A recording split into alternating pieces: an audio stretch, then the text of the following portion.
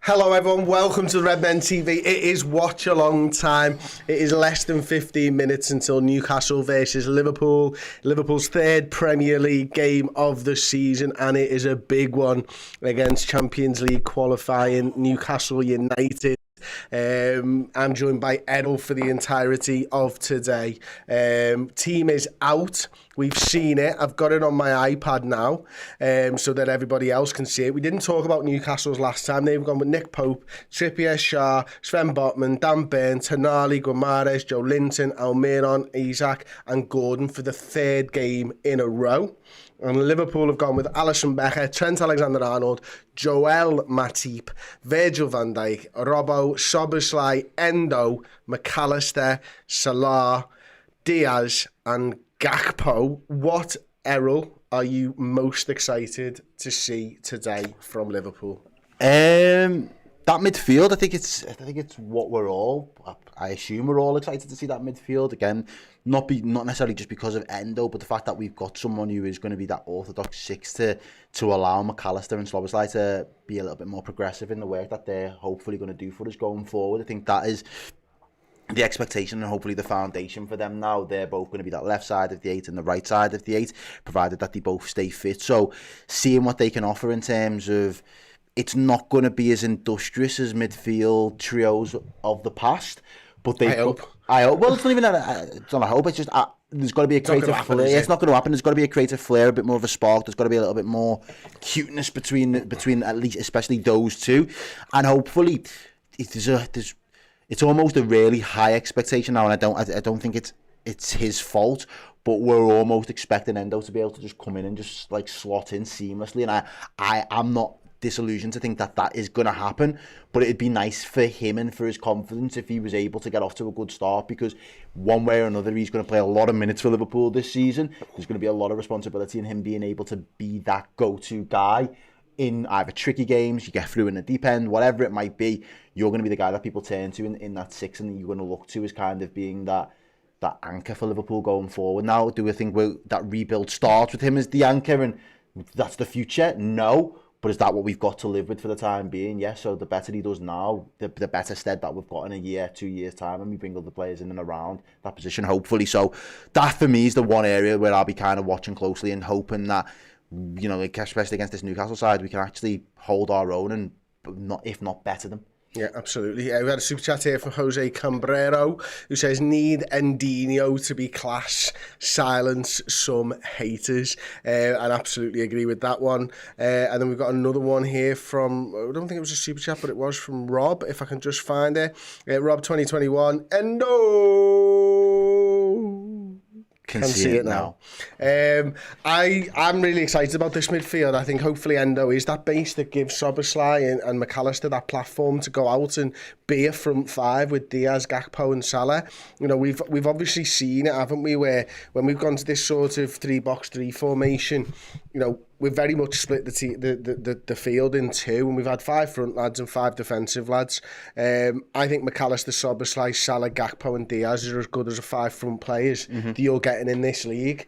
And I include, you know, Manchester City in that. Obviously, they've just pulled one out the bag there and beat Sheffield United. And I don't think we're as good as Manchester City this season. I don't think our squad's big enough. I don't think we've had the investment that they've had, or indeed a lot of teams have had so far this summer. Still time to go, of course. But in those 5 front players, and with the likes of Darwin Núñez backing them up, and Diogo Jota, I think we've got creative players. We can score goals. We might score more goals than anybody this season. That was my shout. Same. I was under the same sort of guys, thinking that might be the best modus of kind of this system right now, until we've really embedded it and we know what we are again. It might just be we're going to have to literally like absolutely fly out the blocks. 17-18 is where I kind of thought. Yeah, do you know what I mean? Like, fly out the box, just absolutely roll teams over in the first 35-40. But it still doesn't look like we've got that Liverpool to us. I remember coming on here and saying for seasons on seasons that, you know, games can be done in a 20-minute period for Liverpool. It doesn't have to be the first 20 minutes, but it could be the middle, could be that back end of the season. But within a 20-minute period, we could blitz any team and the game could be to bed. And I think we're not quite there yet. But I genuinely thought that this season it might be reminiscent of that kind of approach again. If we get a good 20-minute stint in us, a game could be done if we play the cards right. Absolutely. And then we'll go on to the front three before we get on to the defence. Then obviously Gakpo comes in for Jota. Salah and Diaz keep their places. Errol, what are you expecting to see from Gakpo against the likes of Sven Botman and Fabian Schär?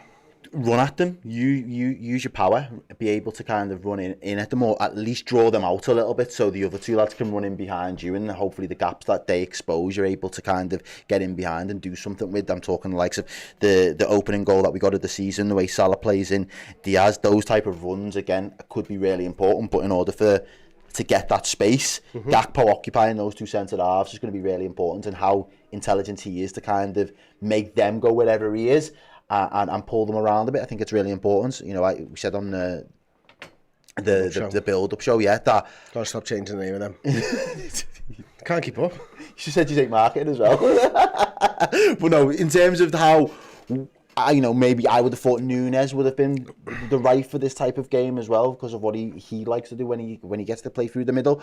But clearly, it goes to show how much faith Klopp's got in Gakpo at the moment, or how integral he is to Liverpool's fluidity in terms of that forward line, because one way or another he's found his way into the starting 11, 3 games on the bounce, and that's not by a fluke or any kind of mistake really. So it's one to watch in terms of what will he offer us going forward this season. If he does, can he pick up what he did when he was doing the Firmino role for us last year? Will he carry on in that vein, or will there be even more tweaks to his game? Will there be more requirements of him? Will he have to do things slightly different again, or now he's just got the freedom of the park to be able to say, if all well and good and we've got all the players to choose from, you would be, especially in midfield, you would be that number 9 anyway. And anybody else that comes in is, Jota might be the first one as a super sub option, and Darwin Núñez is kind of like a break glass kind of option of like, if we need absolute chaos and anything to just, the gods being off that side, he's the guy to go to. Absolutely. Okay, on to the defence then. Obviously, Joel Matip comes in for doubtful Ibu Konate before the game. He's not made the squad at all. Ibu Konate, Jürgen obviously spoke about him in his press conference. Matip's spoken this week, hasn't he? And we mentioned this earlier on the build-up show that it's not something that he finds easy, this formation. But I kind of like Matip when he's played in this. I don't think it suits him personally, and I think everybody's has a similar thought to that. But I trust Joel Matip to do the job, and I hate saying this about Liverpool players, but we've had too many mistakes from Joe Gomez and too many false dawns from Joe Gomez, so I'm comfortable with Joel Matip. Of course, if Joe Gomez was to start, I know that he can do it. I know that he's had good games in the past. Faustino Asprilla scored one of the absolute best goals with that curler. He's just on the sky screen there, of that outside of the boot, right foot. I loved him as a football player. He was a mad little player. He was great. He's just in the stands there. He's got a cracking little Newcastle buck attack going on there. Loving life, isn't he?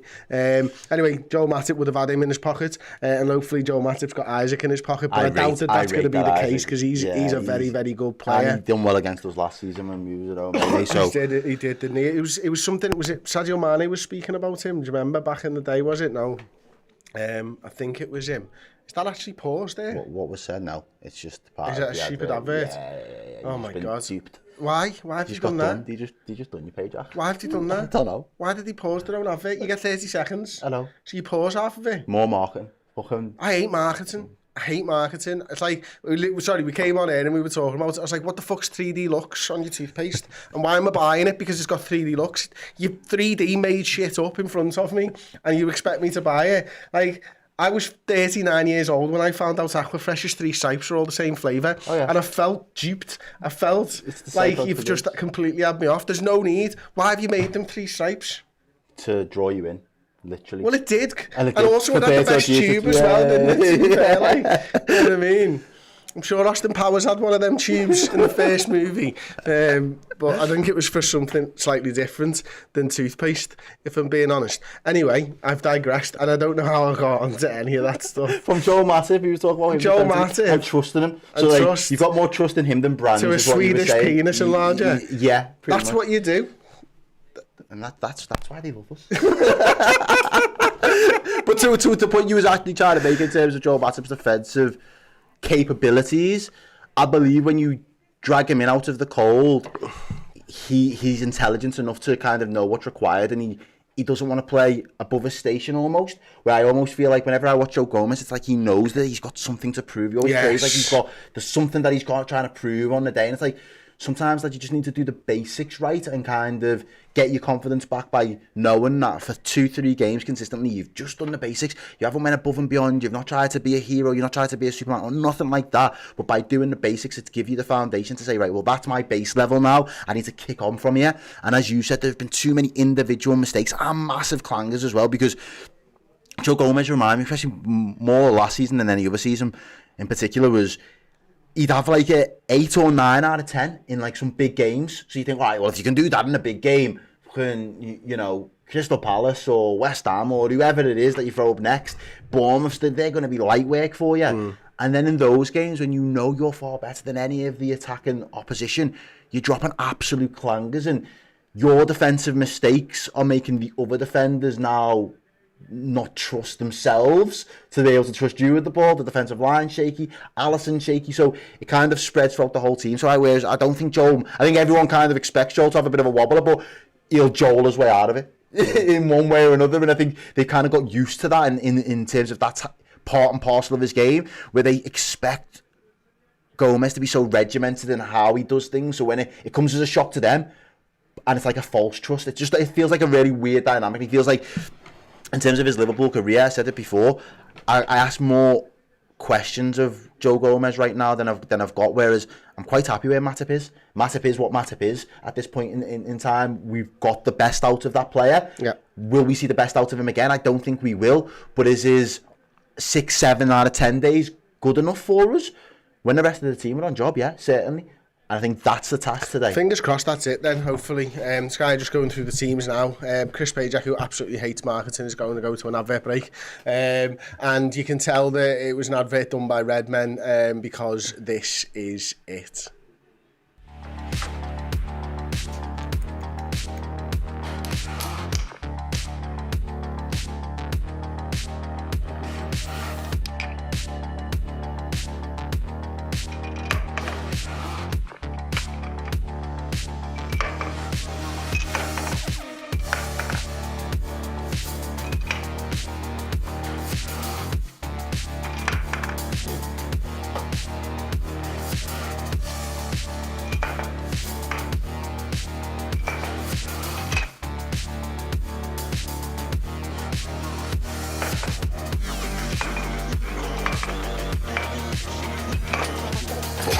We've had just done that.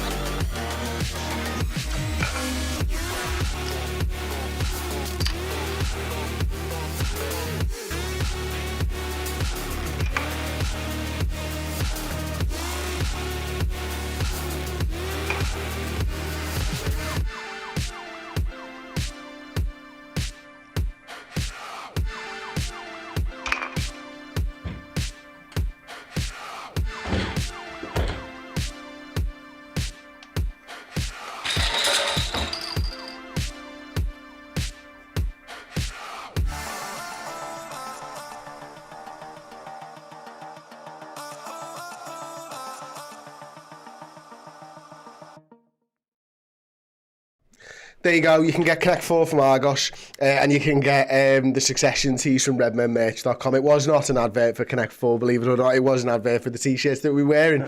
We probably need to work on our focusing. But it is what it is, Errol. Liverpool less than a minute away from kick-off against Newcastle United. We've had a super chat from Robin Hood. He who takes from the rich and gives to the poor. If anyone could do that to FSG, that'd be great. Worried about Matip, excited about the midfield, positive about the forward line. Goals incoming. Let's have it. Thank you so much for the super chat, my friend. Do you know what else I think is quite interesting as well so far this season? I feel like even 3 games in, most other teams have been able to play their preferred 11 at least once. Yeah. Up until now, Liverpool still can't do that. 3 games in, Konate would be that. Do you know what I mean? So we're getting closer, but we're still not the kind of the barometer or the level. We're not there yet, no. But we are off. There we go. So. We're off.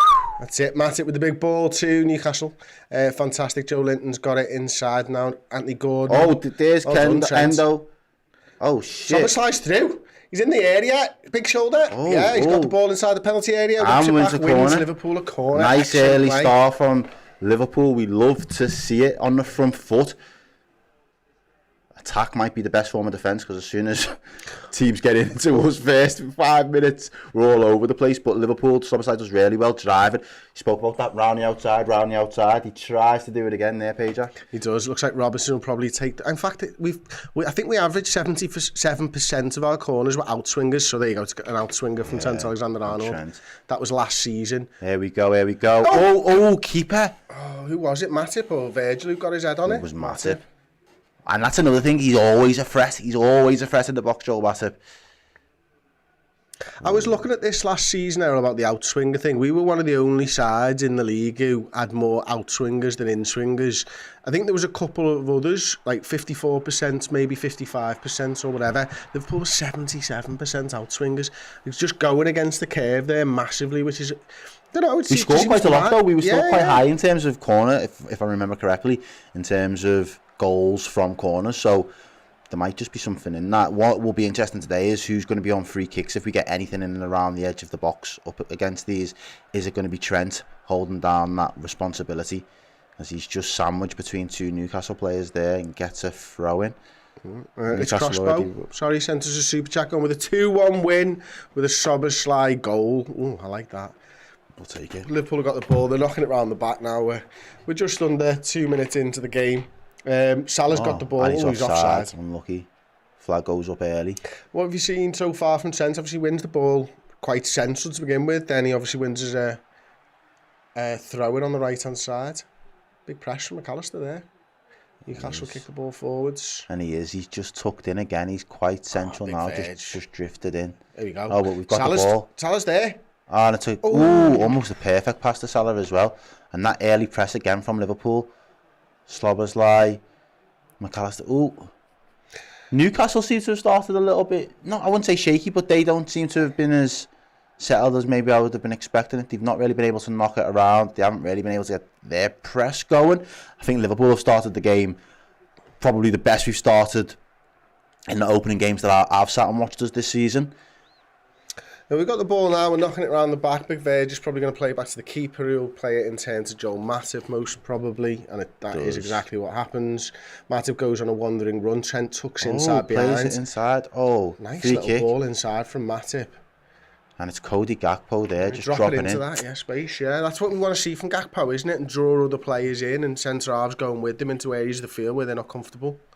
Absolutely, and I think that's why he's there. That's why you're going to be that guy, that go-to in the middle for us going forward, because I think there's something in that approach. We've seen it work so well with Firmino, but if he's able to do it, he's also got that little bit extra strength, and I think he's got a little bit more pace than Firmino as well. We can definitely catch the fences cold if we get that trap right. Trent's just tucked inside, and then he's gone back in. They're swapping places, Matip and Trent covering for each other. Oh, I'll tell you what, Dom was close to getting in. Got a nice little chat on the screen there from John Cale. Says, yes, lads, first time watching you since Paulgate. I think that was the last time we did a watch-along, to be honest. We don't get to do them very often, but it's always a pleasure. Always fun. Liverpool started really well, as Errol mentioned there, and seen a couple of instances already of Trent dropping into the sort of inverted fullback, sort of DM sort of role. Liverpool pressing high up the field now with McAllister and Gakpo being there. Nice little press from Endo. He's brand new, innit? Gakpo, McAllister and Szoboszlai, it's all brand new, it's all fresh energy. I don't think teams may not have worked that out yet of what those players are going to do and how important they're going to be to this squad. But I think it's quite telling that little triangle in the middle there is being the press machine at the minute for Liverpool. Absolutely, and slightly concerning that Endo went for one and got completely wrecked. And ball, referee! Thank you. Bruno, the better Bruno with the league, in my opinion. Yeah, he's not a moaner, he's not. He just gets on with it, innit? Good lad, get on with it. Trent's tucked inside there again. Mo Salah on the right hand side. Matip's seen a lot of the ball early days, and that's the thing. When I see him like that, he sees the ball so much, I think, you're going to be all right today. Oh. Anthony Gordon doing Anthony Gordon things, fouling Trent Alexander-Arnold. What's he saying there? A yellow He's giving Trent a yellow. Are you taking the piss? Oh my days. Are you at... What? That's got to be to Gordon. For? What? You taking the piss? What for? Did he put the ball back on the pitch? No, did he ask for a yellow card? Because that's against the rules now. I mean, that's he just went straight into his back. What's he giving a yellow card for? He just puts the ball back on the pitch. Aye. These referees. Come on, Liverpool. There you go, right-hand side, Salah, touchline. Run at him, boom, He's gone past you've his gone. man, he's got Szoboszlai in front of him. And the Moves next out one, the way. no. See, unlucky. And again, go again. Anthony Gordon now trying to break away. Oh, now, dear. lad, are you messing? It's a nothing challenge, but he has to do it. He has to, but he's like, second yellow, fuck off, how? Come off it, Gordon. 5 minutes into the game, he's already trying to cheat us. 2. Hey, Trippier, sort it out, lad. What was the first one even for, Errol? I It was a honestly joke. don't know. He puts the ball onto the field and gets a yellow card for it. Virg, you need to tell him. That's your responsibility.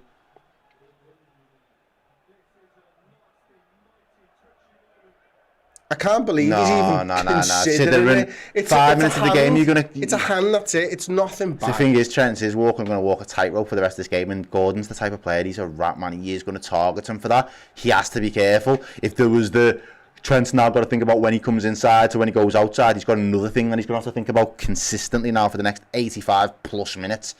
Like, you're getting more than 6 minutes extra time, so he's still effectively got 90 minutes to play on a yellow. Potentially on his last warning. It's not looking good, bruv. It's really not. It's ridiculous. I mean, this is a foul, Yeah, but it's not a yellow card. It's not a yellow card. There's another man right there. Oh, it might be a yellow card, you know. It's not a yellow card after getting a first yellow card. The first yellow shouldn't have been doing anything, and he's got to be. To be fair, I did see the way smart now. The way Tommy Asu got sent off for Arsenal the other day. Like, if they are the standards, it could have been a red. Just gnarly like this, aren't they? This is the type of game that they wanted to drag us into, and we've got to stand above it now. Got to get back to doing what we were doing the first minute or so in the game. In 7 minutes, has flown by here. Gordon. But they're going to target that space. 1v1 now. This is where Gordon's got it. He's got to get out of his mind. And Trent does well. We love to see it. Come on. Gakpo's got it now. Oh. Oi, this game's tasty, you know. He's going to hit the ball over the top here. He's not. He's going to keep it calm. Oh, nice. Nice 1-2 with Salah. McAllister's got it. He's got options inside of him. Got Gakpo inside. Oh, and we'll take it. Newcastle 7 minutes in. No, we've yet to be able to get in behind this Liverpool team. So something through the centre is going right. They're trying to get out around the outside. I can't believe he's got a yellow card for that. All he did was throw the ball back on the pitch. Like, no, he put it back. It's bullshit. He doesn't throw the ball away. He puts it back onto the pitch. Where he got fouled from, as if to say, take the free kick. Absolutely ridiculous decision there. Yeah, it's naughty, that.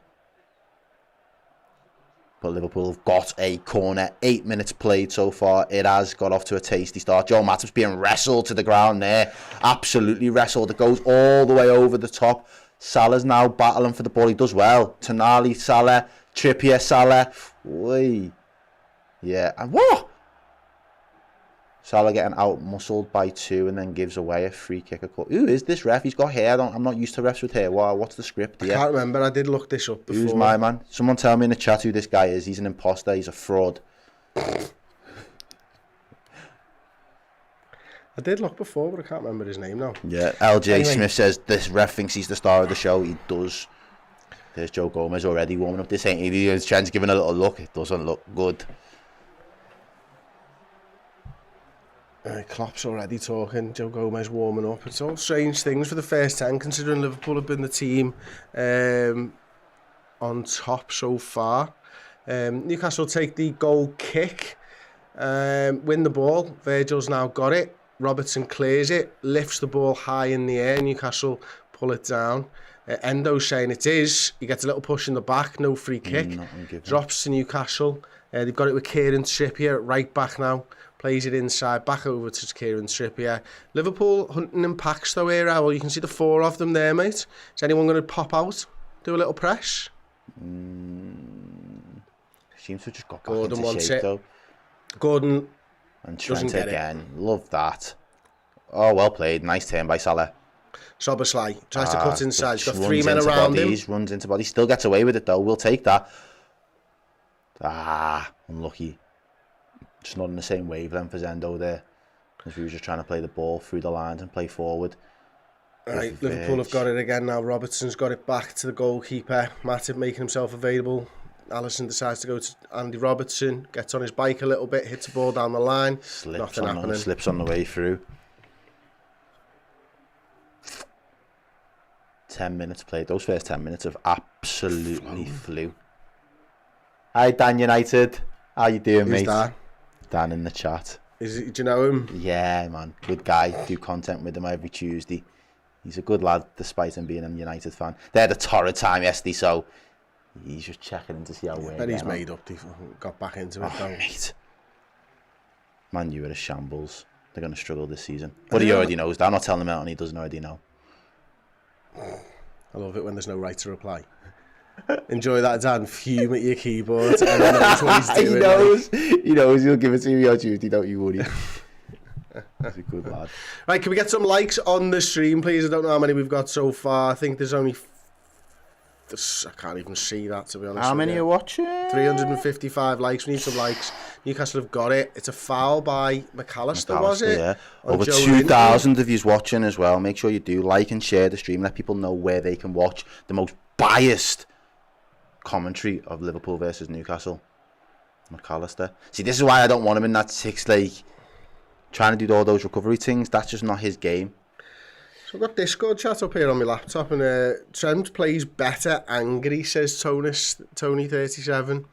You got to just watch it, not too emotional though, getting too drawn into it. Funnily enough, someone else has just mentioned that Liam says Trent's vice captain, how he needs to rein in his emotions a little bit, like. So yeah, probably in keeping with what you're thinking there, mate, to be honest with you. There's a balance to it. Like, at home, I think you can get away with that much energy and passion, but away, you're going to be vilified. Yeah. You're always going to be a target, and the last thing you want is the away fans on your back every time you make a tackle or ball goes into the box. It's okay.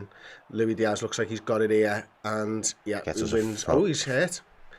Oh, okay. I think he was just stamped on, maybe. Hopefully he's going to be all right. He was limping a little bit there. He's won Liverpool a throw-in, but the more costly thing here could be a potential injury to Luis Diaz. Now, he looks like he's all right there, doesn't he?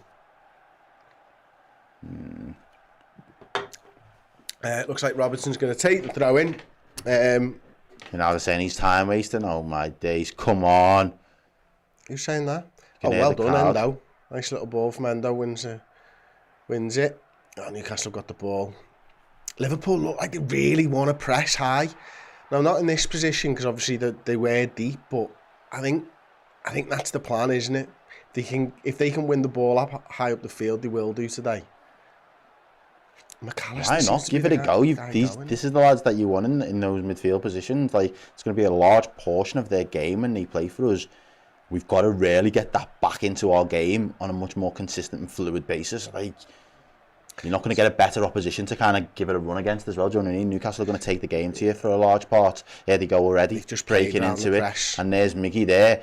Almiron. What's he? He's done well there. Yeah, in fact, Newcastle played round the press brilliantly. They've whipped the ball in now. Virgil wins the header. It looks like it's going out to Anthony Gordon. Someone's asked for the Salah song. Let's give it a go.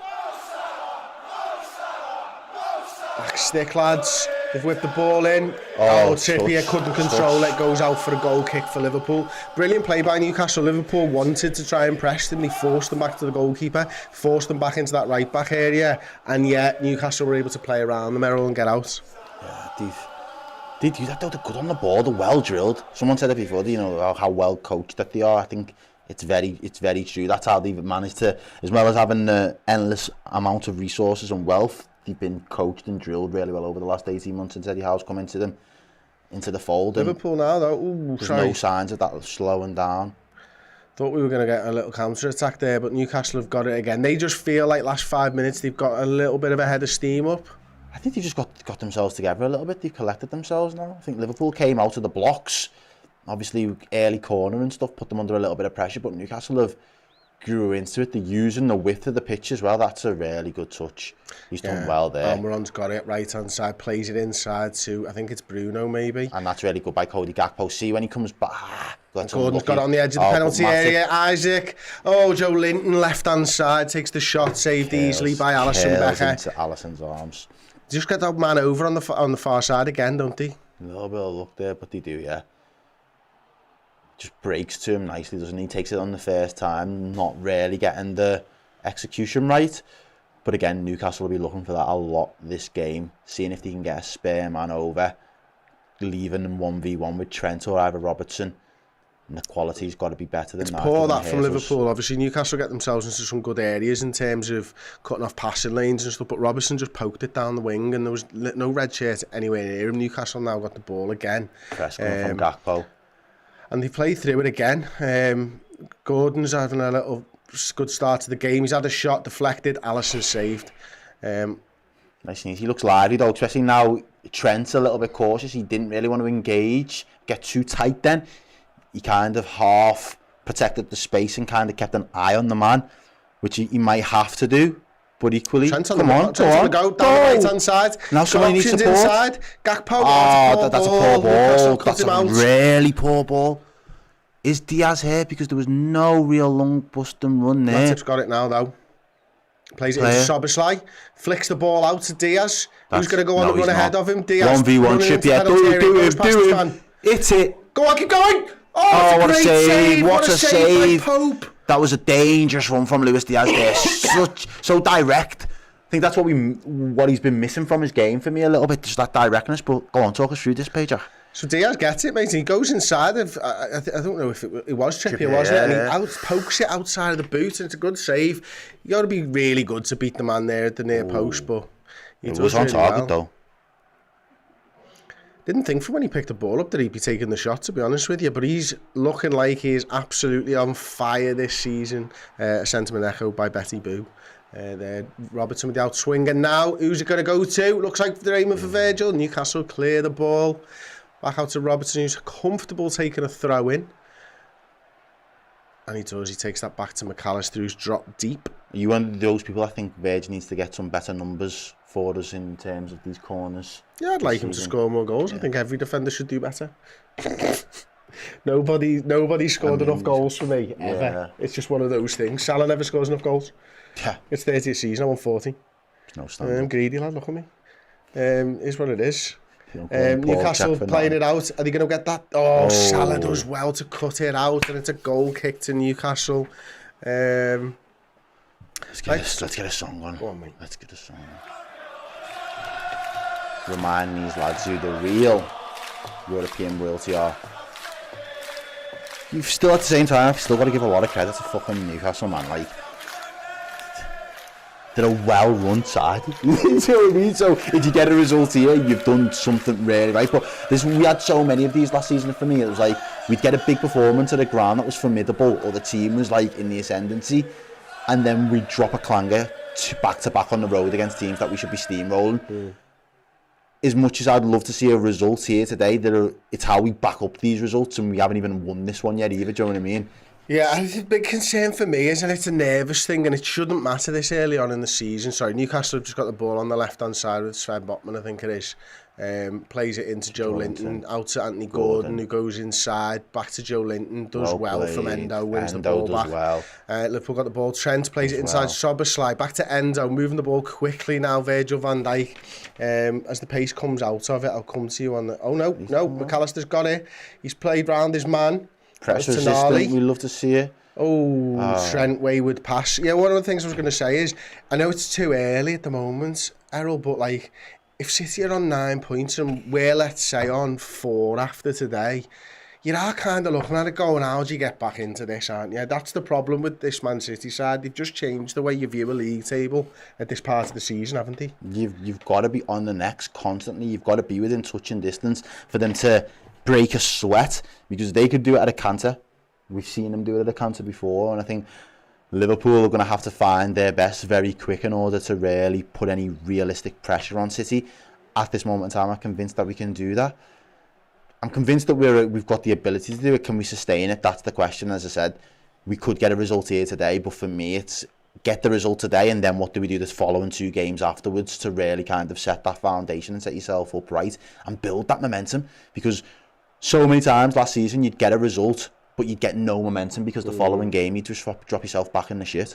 Yeah, absolutely. Liverpool got the ball now. Joel Matip just received it from Alisson Becker. He goes on a little bit of a God, he gives the ball away big time there, doesn't he, to Dan Burn, I think it was, and Isaac's dropped deep, little foul there from Gakpo and Isaac, Newcastle. Another opportunity for them to get bodies in the box, mate. I like Isaac.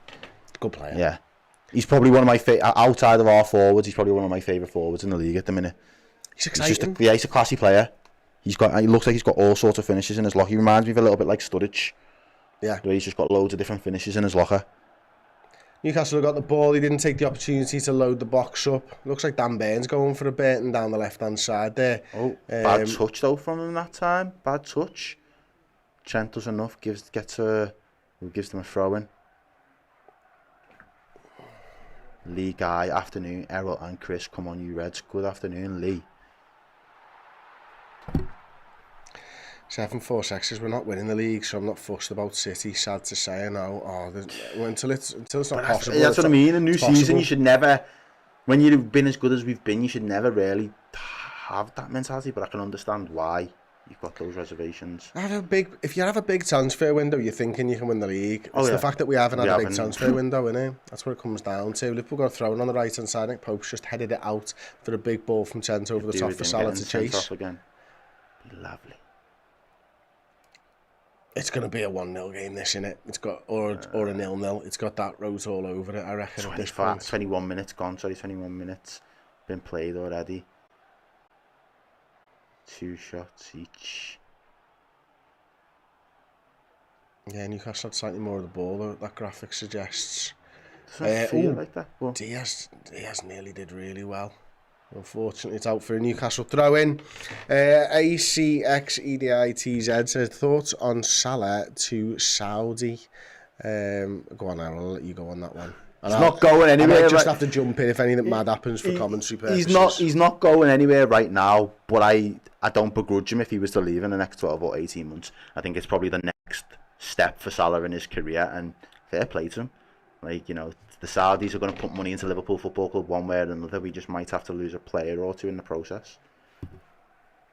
Not this season, though, yeah. Not this season, no. Never. I don't think there's an. I don't think. Is there a player in the world that you would accept? Any player that you would let Salah go? For that guy from Napoli, but not even Osimhen, the other one, Cucurella guy. Cucurella, is it? No. It's, I can never say it. Like, is he from Georgia? I know exactly what you mean. I can't say his name. But I like him. There's something about him that I do. Yeah. You know the guy. I know the guy. We know who you mean. People screaming at the screen there. Yeah. Crava. Can see Leo, whatever his name is, him. Probably, but they would want silly money for him, and I don't think they'd let him go so close to the start of, or in the middle of the start of their season either. So Salah has to stay. There needs to be proper succession planning for what Liverpool and life without Salah is.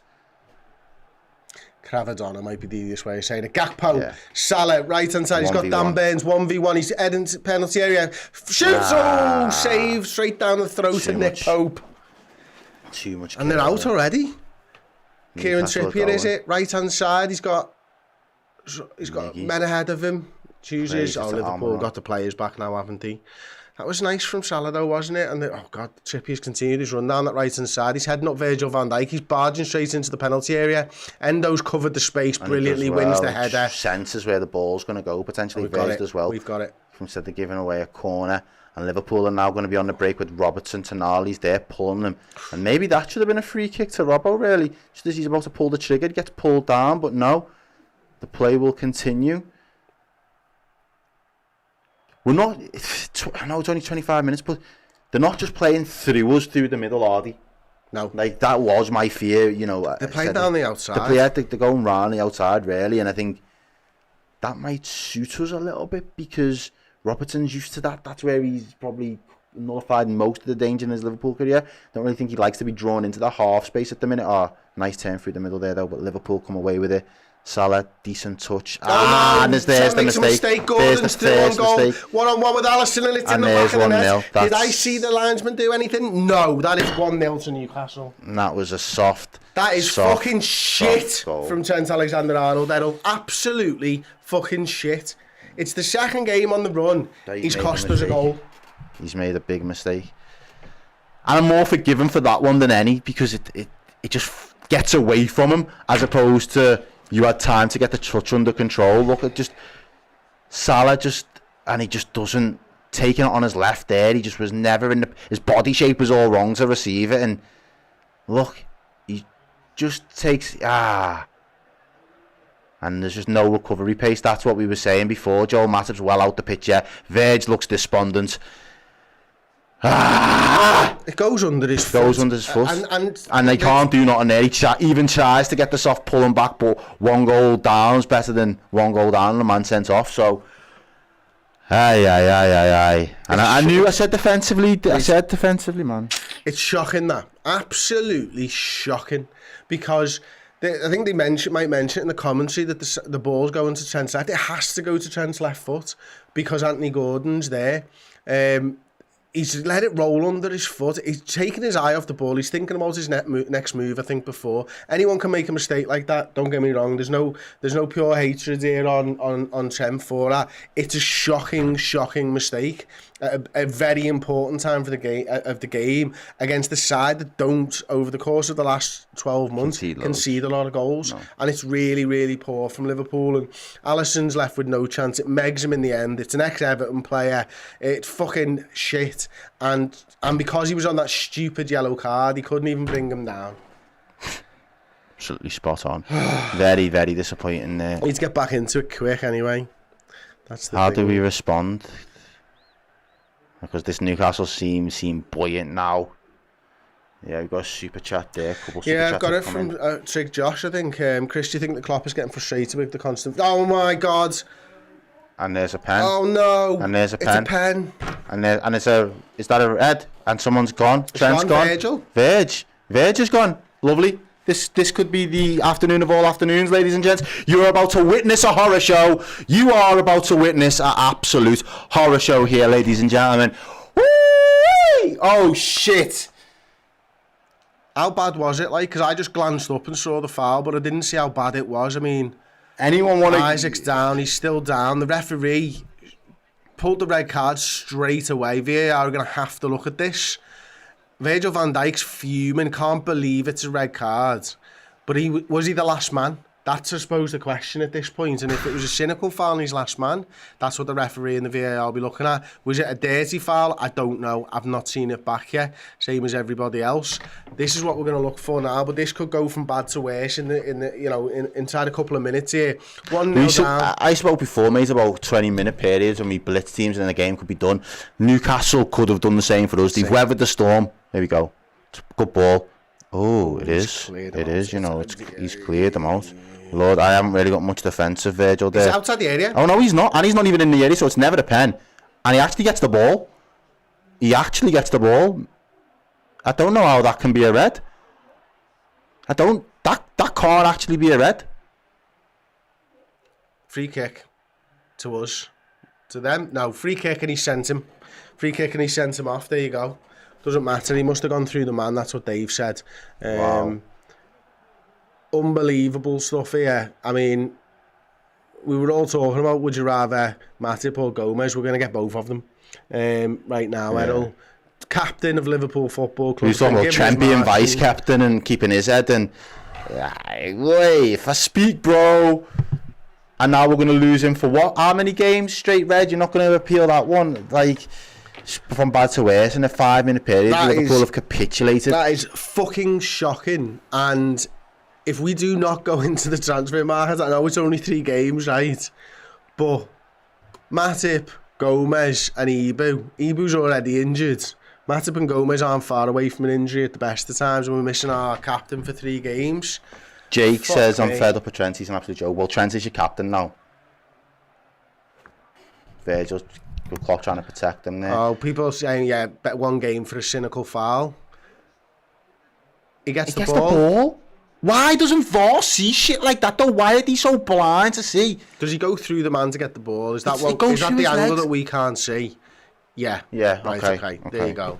So he gets the man, then gets the ball. So it's a cynical red card, it's a deserved red card, and it's a 1-game ban if that's the case. Nunes will be fuming again, thinking, fucking hell, 2 games on the bounce, they've had red cards. What chance have I got in the game now?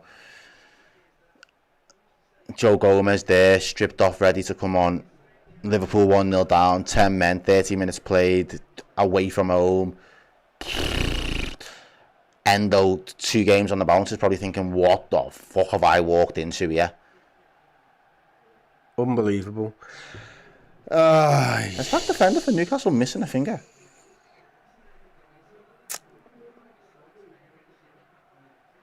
Right, and they've got a fucking great free kick taker in Kieran Trippier if they want to use him there. Who's coming off? I'd bring Trent off. Jesus. You've got to protect yourself because we can go down to 9. No, he's going to have to take a forward off, mate. Shit ball. It's an alley. Nothing. Shit. Oi, we are in a little bit of shit here, aren't we? 30 minutes gone, 1-0 down, probably 25 minutes left in the first half. Joe Gomez coming on. It's going to have to be a forward player, you would assume. It's going to have to be Diaz Gakpo, one of them two, and it's probably most likely going to be Gakpo at this point, I would say. What about you? Yeah, probably. You thinking? I think you're going to want to play maybe an extra. Hang on a minute. Kieran Trippier with the corner, whips the ball in. Dan Burn back post. Well Alisson done, saves Alisson. it. Well done. I think one of the things you've got to consider is you still need to get a goal if you can in this game, but maybe later on. Like maybe you sacrifice Endo a little bit later on in the game. Right now, I think you're going back into that 4-4-1 that we kind of played. It's not ideal. It might be a midfielder that you sacrifice here, but I wouldn't want to. I think I'd leave Salah to... I'd play Szoboszlai on the right. I'd play Endo and McAllister as my 2 mids. I'd play Diaz on the left, and I'd leave Salah up top. I think that's probably the safest thing. But he's dropped Salah in right now, and he's played Gakpo up top. How long will that last, though? Well, he's dropped Endo into centre-half at the moment, I think. Yeah. Next to Matip, which is interesting. And he's going to try and carry the ball out, but he's offside. Fucking 30 Gakpo's yards offside, Gakpo. Why would you play that ball? I mean, there's probably not much else to do, and you don't want to invite more pressure, but fuck me. Right, Liverpool can't catch a break, and here it is, the sub-7. No, Diaz. Yeah. Okay, well, it's still going to drop him in, I think. He's fuming, Gakpo's going to play wounded. on that left-hand side. Of course, he is, and rightfully so. He's got 2 and 2 so far. Wounded. Fuming. I'm surprised at that. So he's going to leave Gakpo up front. Salah's going to play that right-hand side. So, not by choice, but by reality, we've got to see Joe Gomez now coming out the cold as well. Wow. Liverpool's squad, depth is being tested already. 3 games into the season, people. Gotta love to see it. But Liverpool did play a little bit better last week when we went down to 10 men. If I'm clutching and I'm holding on to anything, it was the fact that players did decide to step up for us. McAllister, you've got a chance for redemption after last week as well. Szoboszlai, he handled the pressure last week. Endo threw into the deep end last week. This midfield could still do something. It's just shit the way we was already 1-0 down. Here you go, Salah got the ball in the middle of the park. He's got Robertson Need a to big his left-hand side. now. Gives it to him. Robertson, he's got McAllister going to the left. He uses Endo inside, who then plays the ball wide to McAllister, left-hand side, 40 yards from goal now. Robertson. He's got Trent wide right to the other side, but he opted for the nice safe ball. McAllister might be looking for him. Plays a lovely little ball to Salah. Gakpo on the edge of the area. Oh, Salah on the edge. Gakpo. Nice little turn. Nice. Robertson, we've got men in the box. 3 men in the box. And the keeper gets Nick it. Pope, tall, strong. Yeah, Popey there, man. It's not the clearest. I don't know. What's he saying? He's saying it's not the clearest red card you'll ever see in your life. He comes through the man. Yeah. Unfortunately, if you go through the man and get the ball, you go through the man.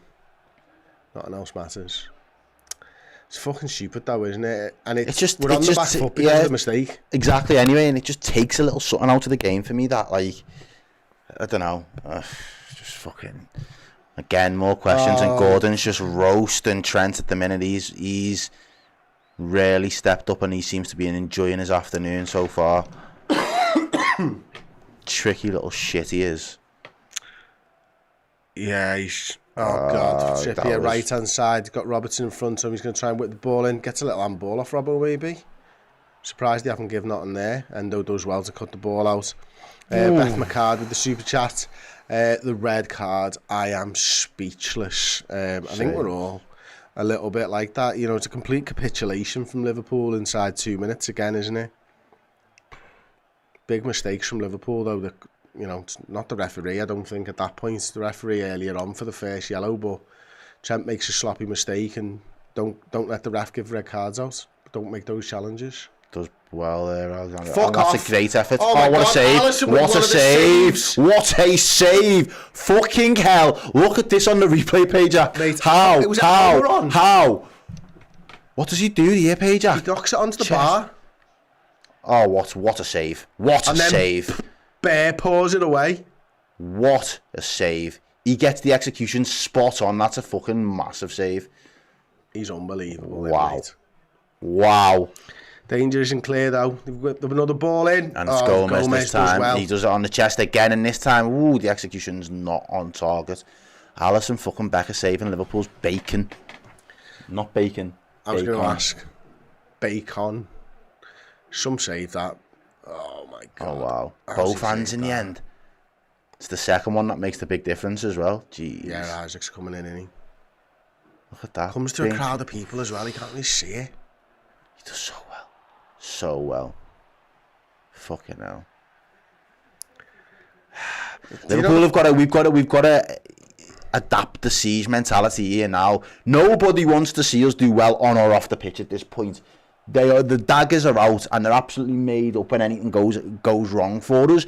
Liverpool have got to turn that energy and utilise it for something more than just being fucking the league's whipping boys of that top six, mate. I'm not arsed. We've got to find that little spirit in us again. Look at that. Szoboszlai. He's now come down. He's caught. Ref saying get up, get on with it. Yeah, they still don't even know who this ref is. Look at Joe Linton. Oh, he was ahead of his man Trent again. You could see that coming, mate. Gordon's got it. He's got Trent. He's gone past Trent with consummate ease. Whips the ball in. Joe Linton again. Alisson comes for it. Oh shit! Trippier. Oh shit! Shit! Almiron on the edge. Oi! If he could shoot. Oi! I mean, it's just a bit easy, isn't it? To be honest with you. They're just finding it so easy to work the ball into space for their wide men. Well, it was Klopp the other day saying, Canate, playing an extra 30-odd minutes with 10 men's, what broke him? We've literally got to play like 70-odd. Who's going to be broke after this game, mate? Because, fuck me, you've got the smallest squad in the league as it stands. Players getting carded game in, game out. Defence making individual errors every single match at the minute. Costing us goals, costing us the opportunity to really impose ourselves and manage the game or see a game out. It's constantly leaving ourselves with too much work to do. Look at that matter getting drawn so far in. Isaac there now. Gunnick, no, he doesn't keep it in. Jeez. There's a question though, tactically, obviously, I think we've gone to 4-4-1. I think we said we'd go to 4-4-1. Is it Salah up top? Yeah, I think so. Because it doesn't look like we've abandoned Trent going into the middle here. Because just look where he is now. Alright, give us a free kick. We'll have that. Joelinton there, give him one away.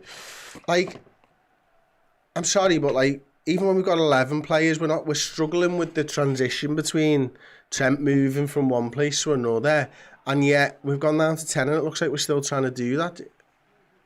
I don't know, man. It just seems strange to me, Oh, so many questions, not enough answers. This is... And why? Why did we take off the left winger and put Gakpo at left wing? Because that's what it looks like I think we've done. See, Salah's dead central there. Gakpo over on that left-hand side, Errol. We had a left winger. What was he thinking?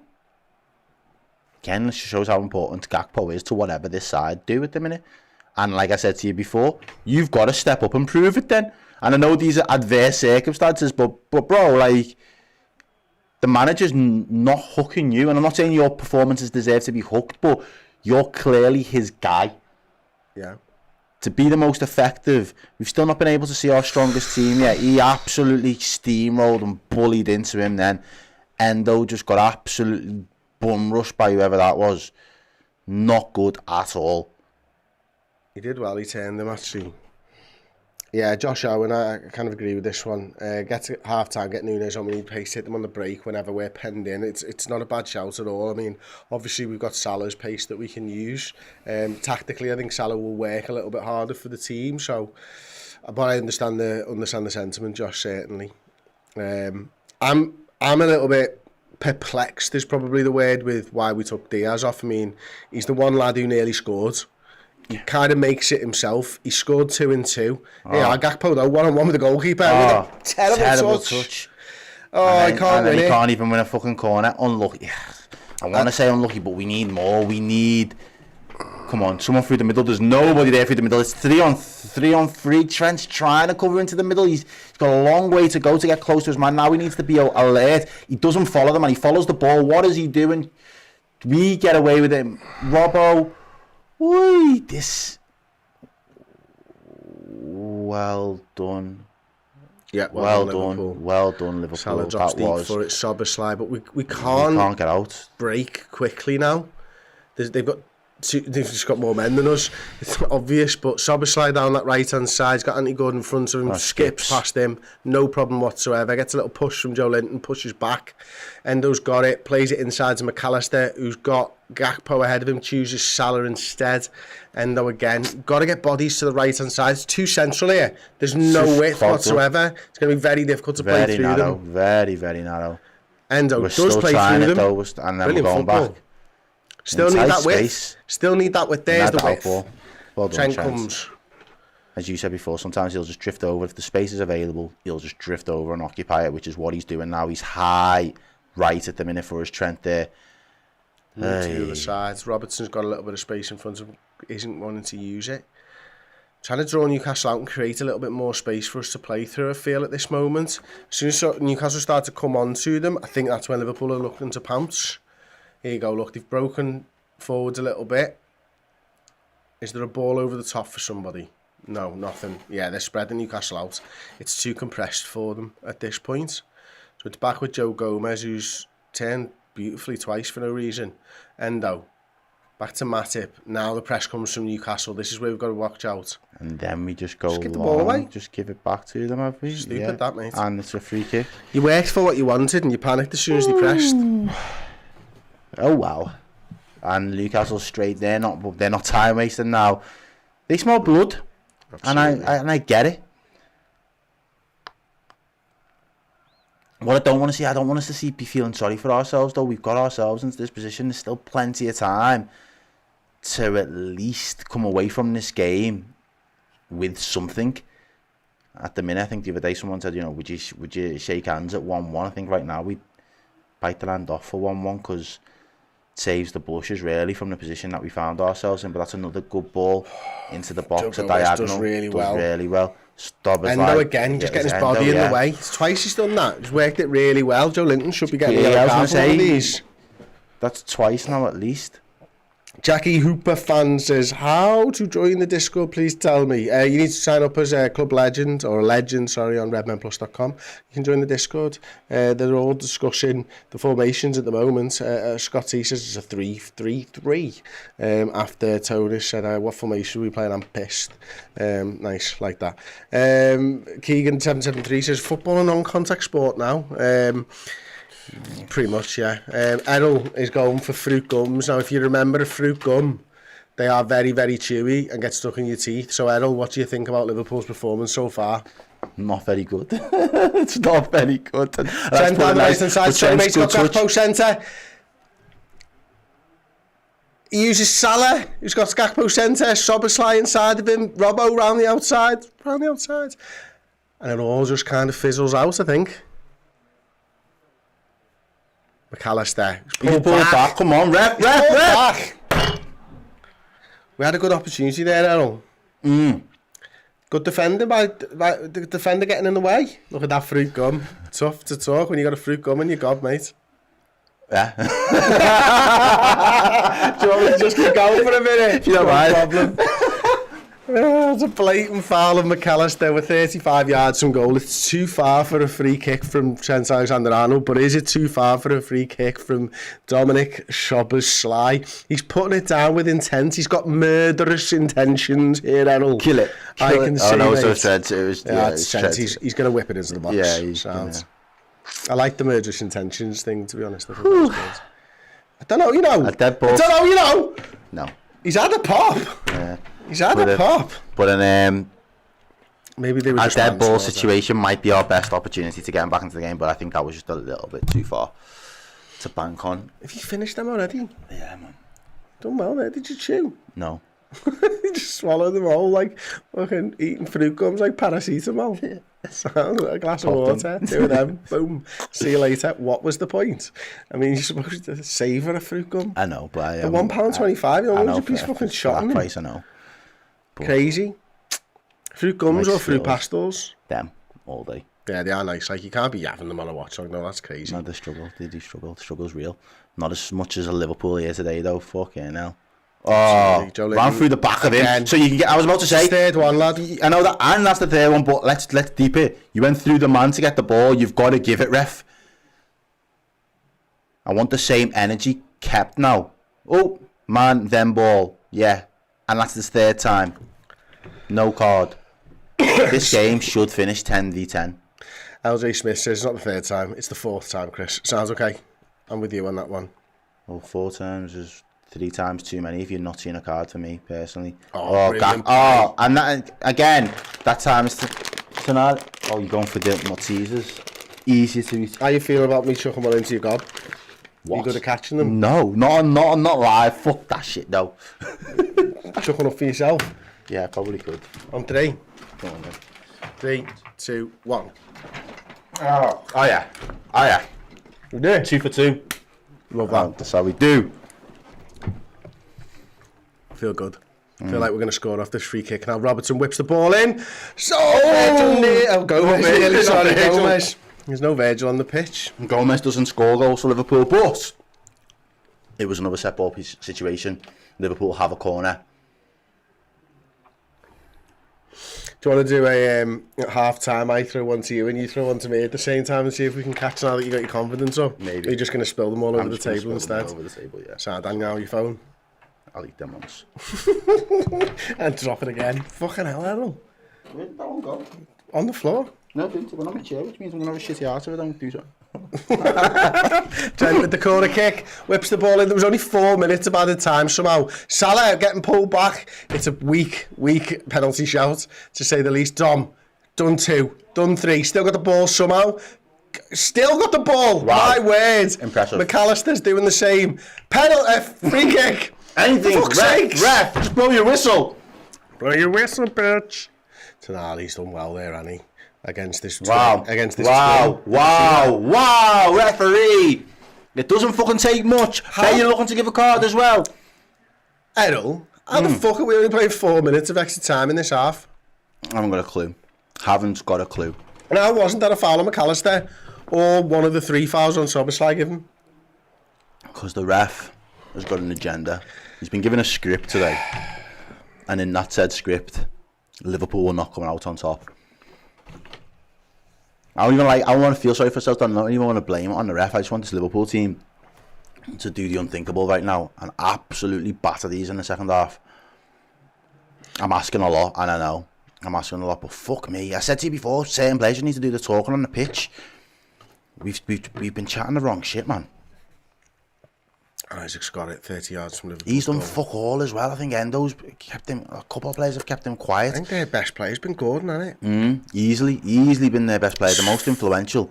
Everything's gone through him. Anything good they've done, he plays the ball through to Isaac when he gets sent off. When Verge gets sent off, he's the one who pounces on the Trent mistake. He's the one that gets into Trent's head early. He's man of the match for them by far, probably man of the match for both sides at the minute. Alisson with a massive save keeps Liverpool in the game and the scoreline respectable. But this Liverpool side, mate, have really not just the physicality of what Newcastle are able to do, but how well drilled they are. The knew when we had this lineup in this shape that you weren't probably going to get as much through the middle. Let's go through the outside. Let's go around the outside of this Liverpool team. Let's expose old wounds to see if they're still there and to see if you can still target them. And lo and behold, once again, even though we did start better than I think we started in most games so far this season, the same old Liverpool shows its true colours. Sloppy individual errors and defensively not sound. And again, it's just a hallmark, man. Like, how many clips could you pull up of you, Paul, me, Steve, Dan say the exact same thing when it comes to how teams get in and attack against us? Mate, there was a point, wasn't there, during last season where it was like 11 of, I can't remember what the stat was, so I won't try and say it, but a lot of the other team's left winger was the man of the match, and it was a lot of games that this happened in. And this is one of the problems that Liverpool have got. And, you know, we have this world-class player in Trent Alexander-Arnold with the ball at his feet, and we're just exposing ourselves time and time again because we want to play him in a position that exposes us. And we haven't got a player in Ibu Konate today who can cover for that space quite as well as Joel, who can cover for that space quite as well. Joel Matip can't, sorry. So it's going to be difficult for Liverpool. And you know, when you couple that with the fact that the referee's clearly against us in this game, as the Super Chats from S. Fredrickson says, do the refs just hate Liverpool? Now, they've always hated Liverpool, mate. Thank you for the Super Chat. They really have. They've always hated them. Lamar H says, how can Trent be a co-captain when he makes so many mental mistakes? The players can't respect that. It's a really interesting point there, to be honest with you. It's too early to judge Trent on his captain material and vice-captain material. Obviously, he's the guy at the moment he's going to be the captain on the field for us. He's the guy who's made the mistake, but he's also a guy that's won absolutely everything at age 24 years old. We know how talented he is, but there is a point where Liverpool have got to solve the issue of teams going down their left-hand side and our right-hand side, Errol. It's got to be solved sooner rather than later because we're hamstringing ourselves in games by continuing to do the same shit over and over and continuing to get exposed by the good sides. It's gotten to the point where you do the deep dive, so you have those conversations about, you know, from a tactical perspective, but I don't really like, I'm not saying that I don't like sort of tactics, but that's not my bread and butter because I'm not scholared in the tactics of football. Tell me about it from Vibes FC. From Vibes FC, it's just not good vibes to watch your team consistently not be able to defend as a unit. Because for me, that's, I said to you before in the build-up, defend as a fucking unit and to a man be better than what you've been consistently so far for the last God knows how many months. And yet again, we're coming in with the same standards that we've set ourselves. It's like, that is the level now. The level is we have individual mistakes in us now. We could be world-class players on paper and we could have all these attributes that are 5-star, but we have now kind of, you know, you grow attributes like you used to play FIFA or FM, like you grow attributes into players and you kind of skill them up, and you know, you could get a 5-star, like eventually get a 5-star weak foot if you've done all the training and the drills for your left or whatever it was. It's almost as if we've worked this trait into our defensive unit right now that they've got an individual error in them, and we was worried whether it'd be Matip, but no, again, it's Trent, 2 games on the bounce. I'm wondering what Verge is going to do. Again, I said quietly, he started a little bit better for me, but in moments like that, when you're already kind of up against it, one of your players has just made a massive mistake. Years ago, you didn't see that from Verge. There was never any panic in his game. He looked shocked there that he's getting sent off, but realistically, I think he's just disappointed in himself because he knows him of all people should be doing so much better in a situation like that. And for one pass to completely do you again, just a cute little pass in behind into that space, that corridor that Liverpool fans hate to see a ball be played into, it again is our undoing because defensively we are not astute enough, and kind of it's to the point where it's not even the aggression that I want to see there, it's just being switched on. The basics, I said about Joe Gomez, do the basics right enough so you've got the confidence to build on.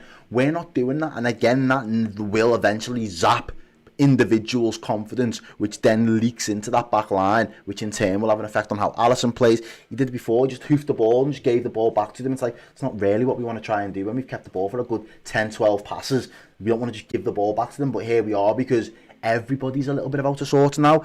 It's really hampering our ability to dominate and stamp our authority on games, and it's a trend we need to buck very, very quickly. Otherwise, Absolutely. we're just going to be on a slippery slope to from God knows where. Mate. Got a few super chats. I'm going to read through a few in one go because a couple of them are talking about the same thing. So, first of all, Trig Josh, thanks for your super chats. Much appreciated, as it always is. I hope you do come over and visit us later on in the season. That'd be wicked.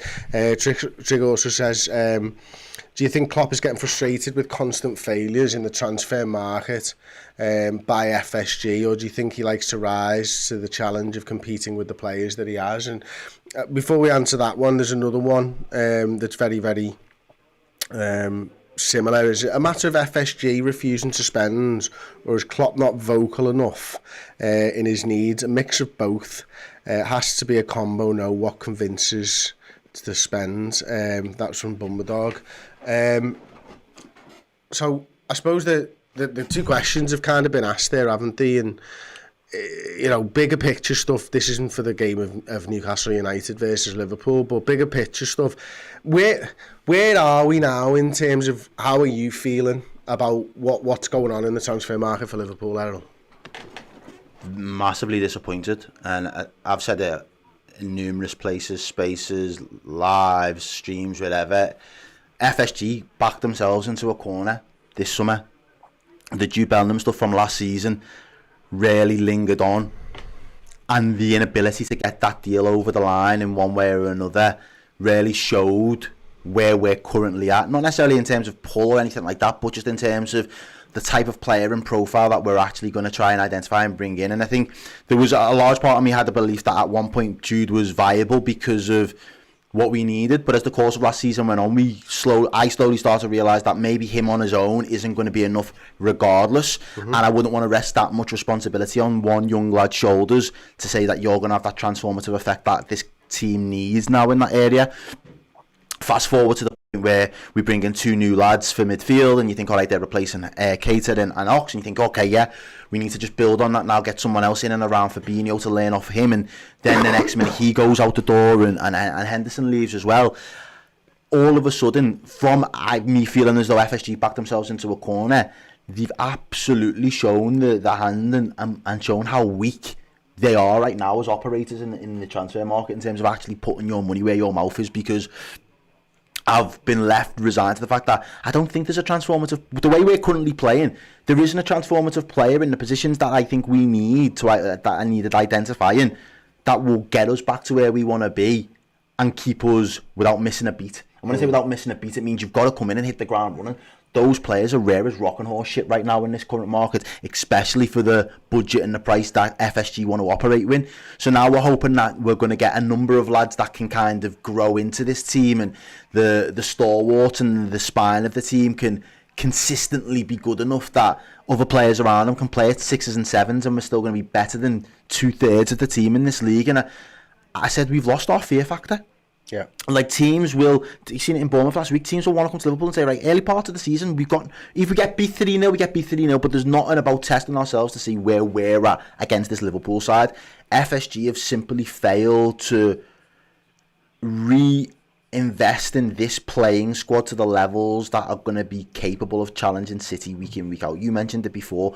If we only finish this game and we end up at 4 points, there's already a 5-point deficit between us and City. How do you close that gap when by hook or crook they're going to get 3 points in more games than they're not? And Liverpool simply are going to continue to leak goals, which are going to cost them games and going to cost them results at the end of the day. And the hardest part for me is when we had bought McAllister and Szoboszlai in, I didn't think we was that far away. I know. That's it. You know what? I'm in exactly the same boat, and I thought the first half of the transfer window was brilliant. And we've not actually spoken about this, but my thing is, right, look, it exists in possibility that Liverpool could go out and absolutely cane the next fucking 4 days, 5 days of this transfer window. It does. I don't think that they're going to. I don't think that they're going to get so much. Well, history would tell you. History would tell you that won't happen. Whatever, whether they do that or they don't do that, right? Liverpool haven't given themselves the best foundation for success. Facts. Because of the way that they've handled this transfer window. That means if they go and sign a £100 million player, that still is right. They haven't given themselves the foundation to be successful. The foundations are get your players in first day of pre-season and get Jürgen mould them. It's not panic about Jordan Henderson and Fabinho leaving and signing a lad from Stuttgart who I think is going to be good for us, who has looked all right today. That ain't a long-term plan. You're being reactive and you're not being proactive, and Liverpool need to be proactive in the transfer market. The succession plan and Fabinho was a big key for that for us, because Henderson, not necessarily in terms of succession planning, because you're going to bring in a couple of other lads. You know that you've already got Harvey Elliott, you know you've already got Jones, you already know Trent's going to come in inverted a little bit more. So that kind of takes care of the multiple roles that Henderson was able to kind of perform for you. But Fabinho being so specialist, to me there had to be a level of succession planning, and I'm not that tactical guy, but even me and my basic logic of things would have been keep Fabinho for one more year, bring in another young lad that is a little bit older than Bajcetic, that's ready to go, ready to play 2/3 of the season maybe in the Premier League, and let him learn from Fabinho and Thiago in terms of how to be press resistant, but also how to read and absolutely be a bit of a monster for us in that defence just before the defensive line. We let him go. Now who you're turning to kind of be be that example for you in that position. There isn't anybody there. All right, so now we bring in this squad filler player. Sound, but we need more than that. But that looks like it's all it's going to be. It's so reactionary to the point where the level has dropped in terms of who you then actually bring in. It's scary to me because, as I said to you before, I don't think there's a transformative player that helps us kick on now. Right. I'm sorry to interrupt. We're going to have to go to a quick break before half time. So we're just going to go to the toilet dead quick and then we'll be straight back for the second half of this game. Hey, you, do you like incredible Liverpool memorabilia? Well, I've got a boss prize for you. It is this. It is a signed Kostas Tsimikas shirt, the man that won us the FA Cup. If you want to be in with a chance of winning this fabulous shirt, then go to redmenplus.com, sign up or upgrade to legend tier status, and your name will go in the prize draw for this. Yes, get a bit of Kostas in your life. Become a legend subscriber on redmenplus.com.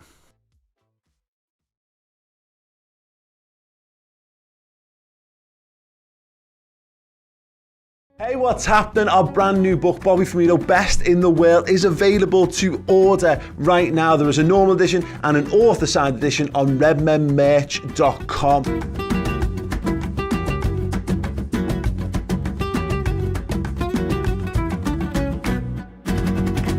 Fill your boots with incredible stories of a Kop icon, a season-by-season guide to Bobby Firmino's time on Merseyside with unique and incredible photographs from the archive, stats, unique artwork by brilliant Liverpool artists, features, quotes, and a whole lot more beside. If you are a Bobby Firmino fan or someone in your life is a huge Bobby Firmino fan, it is the perfect gift for you or for them. It is A4 size, premium format, and very limited edition. Get yours right now by heading to redmenmerch.com.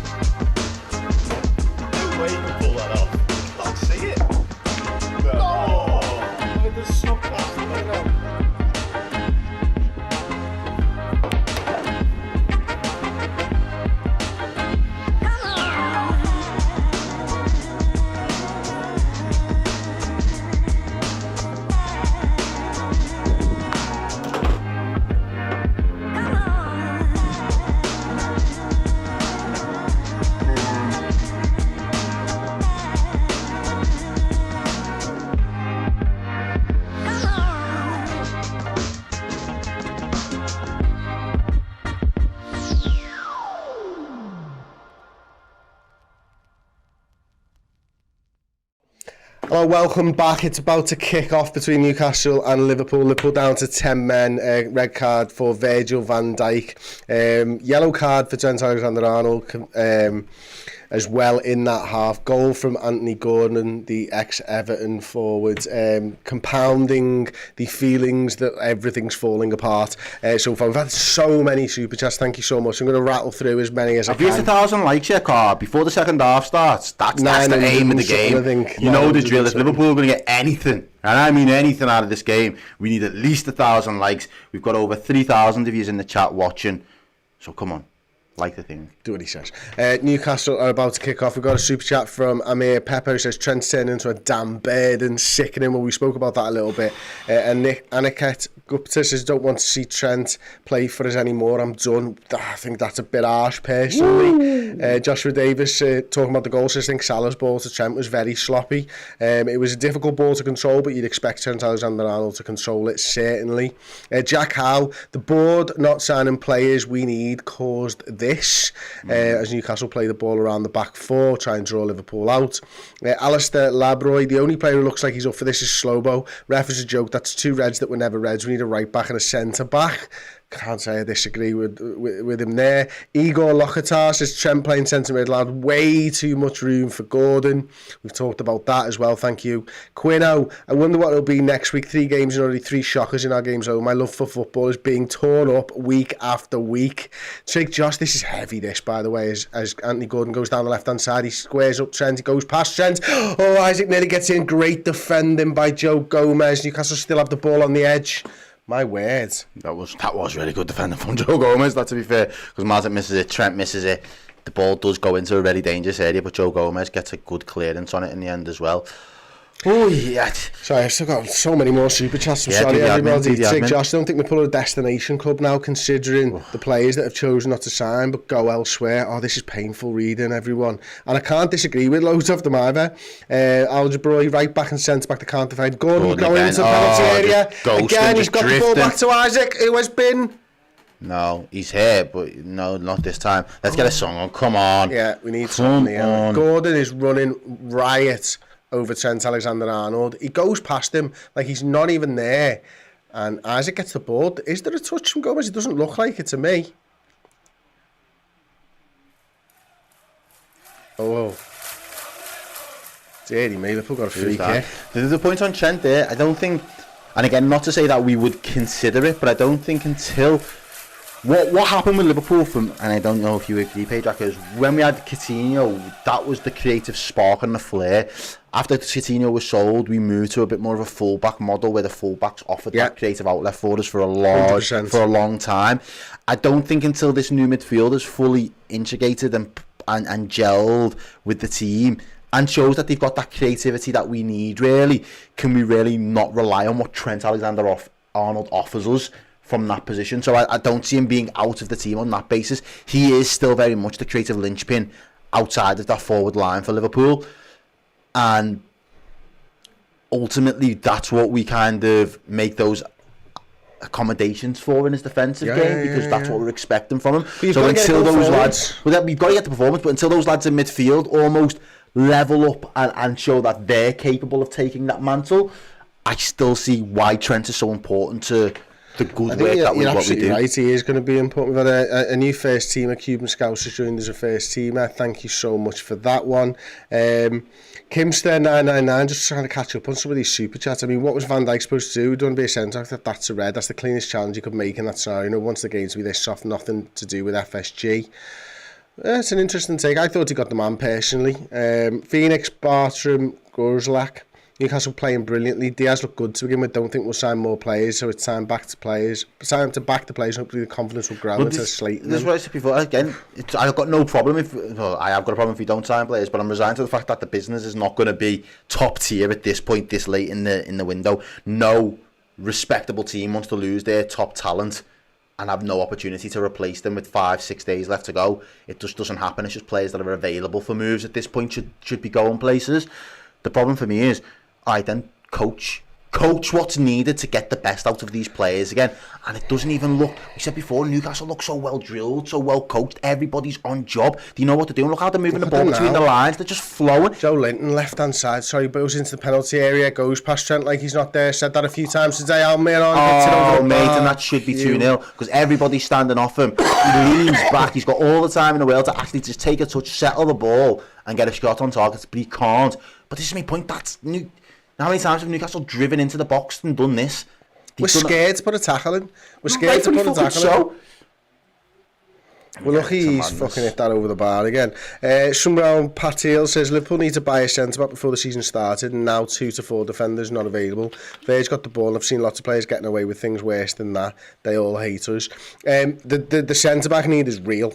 I know that for a fact. Like we absolutely need a centre-half. We needed one before the red card. We need one because our players are injury prone, to be quite honest with you. Not because of the quality of them. Individually, Gomez, Matip, Virgil van Dijk, Bukanati, they're all good players, great players, some of them.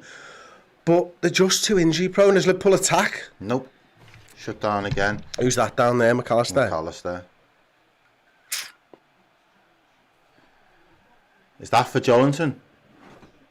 Who's he give a card to this time? Carwoy. No, it was Kieran Trippier. Yeah, it's a little bit late, isn't it? We'll be lucky to get anything out of this game now, and a 1-1 draw is probably the best that we can expect from here. Dead ball situation. Newcastle don't look like they've got a mistake in, and that's the thing. Teams, when we play them, don't look like they've got a mistake in, and they know the task that they have to be focused as the bare minimum. Liverpool constantly look like we've got mistakes in us at the moment, and look at that. Fucking hell is that? Shocking ball. Trent just hits the ball. Robbo just hits the ball from a free kick to Dan Burn. It was nowhere near Trent Alexander-Arnold, and it's a stupid decision. We're making mental errors and physical errors at this point. Strap yourself in, Payjack. It's going to be a long fucking season, mate. If we continue to play like this... We'd already done ourselves before the refs got involved, though, so it's fucking... Phoenix says, too much negativity in this fan base. I get it, but can only piss with the... You have? Yeah, you do, right? Let's get behind them. I wish we had new players, but... Yeah, I mean... I think we've got new players, but I also think we're making mistakes. The players that we've got... You know what I mean? Like... Well done. Well done. That's it. Just got to question the decisions that some of these players are making.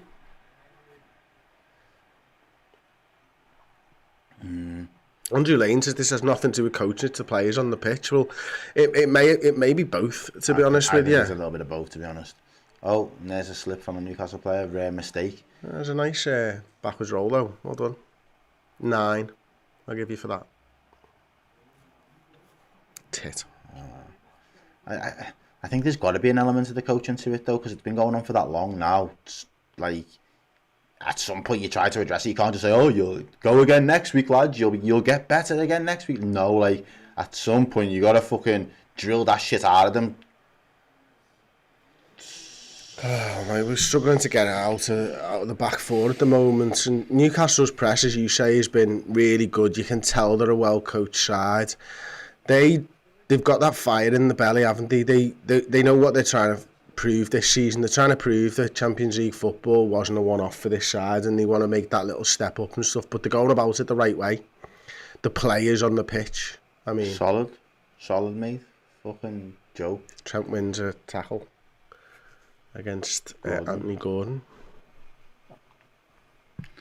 Saint Rian says Verge has the strength and pace to just stay with Isaac there and get in his way like he normally does. The decision to sweep him was a bit rash. Yeah, probably not the soundest decision, but fucking hell. Sometimes I'm critical of Virgil van Dijk, saying I want him to be a little bit more aggressive and on the front foot and obviously just not take the man, but like, wow. Sorry, Newcastle bursting through. Anthony Gordon left hand side, stands Trent up, goes past Trent, shoots, Alisson saves.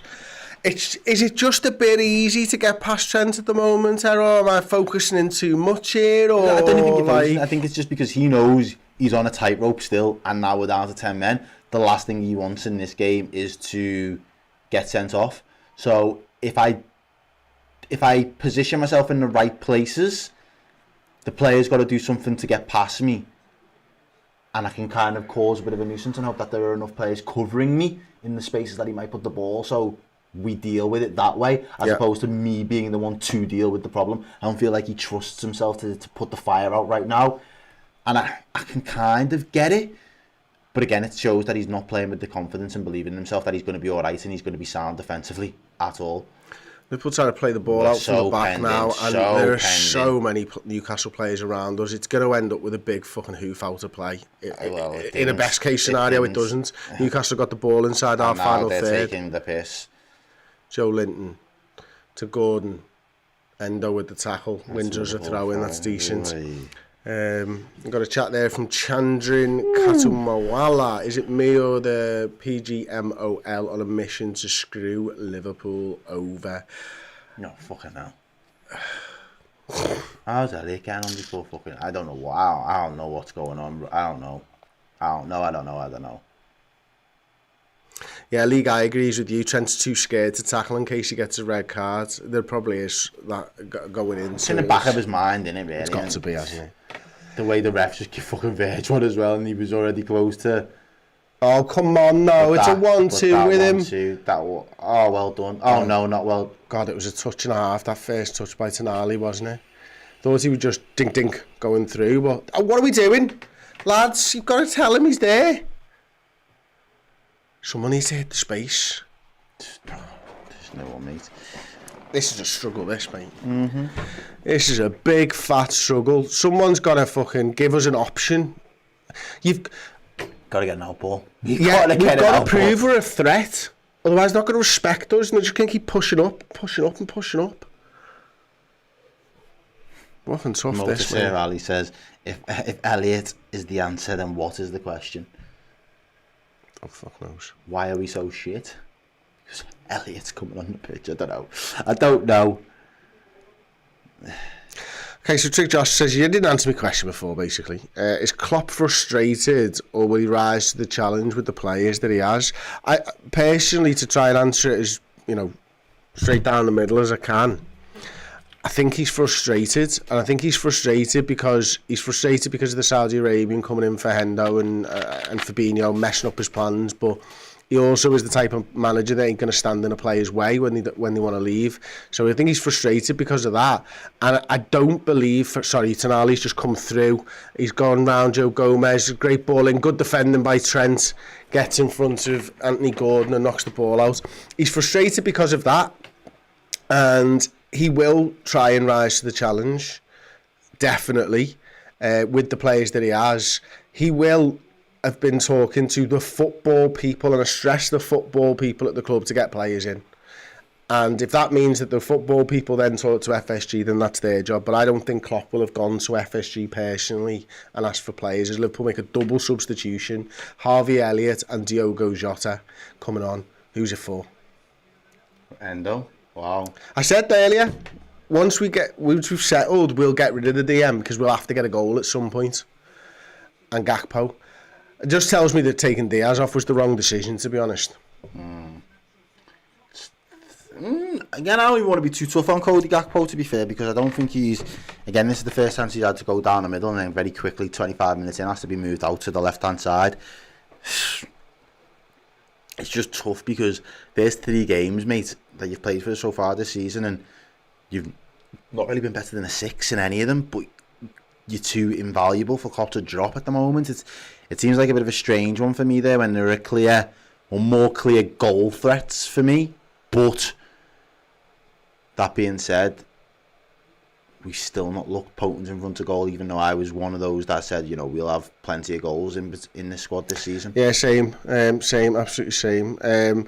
Joshua Lines says, Klopp taking Diaz off instead of Gakpo shows me how lost he is. I mean, there's been reason behind it, not that I can see it, but James Pater says Diaz was our only bright spot today going forward. Big mistake taking him off, and there's been slow week. I thought Endo's been alright, to be honest with you. I don't know about you, mate. I thought he's broke up play well at times. I think it's difficult to judge the team. Run around him, yeah. It's hard to judge really, because I don't really particularly think Newcastle have played right through the middle of us to the point where he's been exposed. They're on the run again now, Trippier. They've got Anthony Gordon completely free at the back stick if they want to try and get the ball over to him. There's 2 men on the... There's always a fucking overload against Trent Alexander-Arnold. Salah wins it. Got to get moving quick, lads. Got to get moving quick. Ball's got to go quick though as well. There you go. Touch. Go, blood. No. Should have just kept running though, lad. He's in the penalty area. Oh, back. Such a lazy pass there from Jota. You're right though. He could keep running there. He should have just kept running into that little half space. Salah, there's 2 there. Salah and Harvey Elliott are drawing those 2 defenders out further right anyway. There's a gaping gap that's about to open right through the middle of the park. He should have just kept running through that space because Jota's taking the other man on the left. He gives the ball early and just allows them all to just congregate into the middle of the park. It was fucking daft. Silly decision to just give the ball that easy there. In swinger. Joe Linton clears. McAllister edge. Back to Robbo, who right foots it over somehow to Sobo. Oh, lovely little interplay between Sobo and McAllister. Jota's got to make that run inside. He does really well. There you go. Really Sobo well. Inside. No, he doesn't continue the run now. Wow. Got to take advantage of us being further up the field here, by the way. Got to try and win that ball back. Take advantage. Here you go. We've got players up. Take advantage. Where's your right back? And then where the fuck is... Oh. There you go, Liverpool. Come on. Still got numbers up. Keep coming. It's 4 on 8. Got to keep going with the numbers. You've got to trust to go forwards at times. You can't just sit back and let them dictate. Right hand side, Trent. It's going to go slow. It's going to go steady. While it does, Ben Hook sends his first ever super chat. Thank you so much, Ben.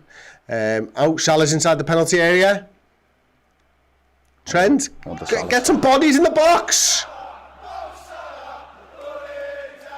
Shit ball by Trent.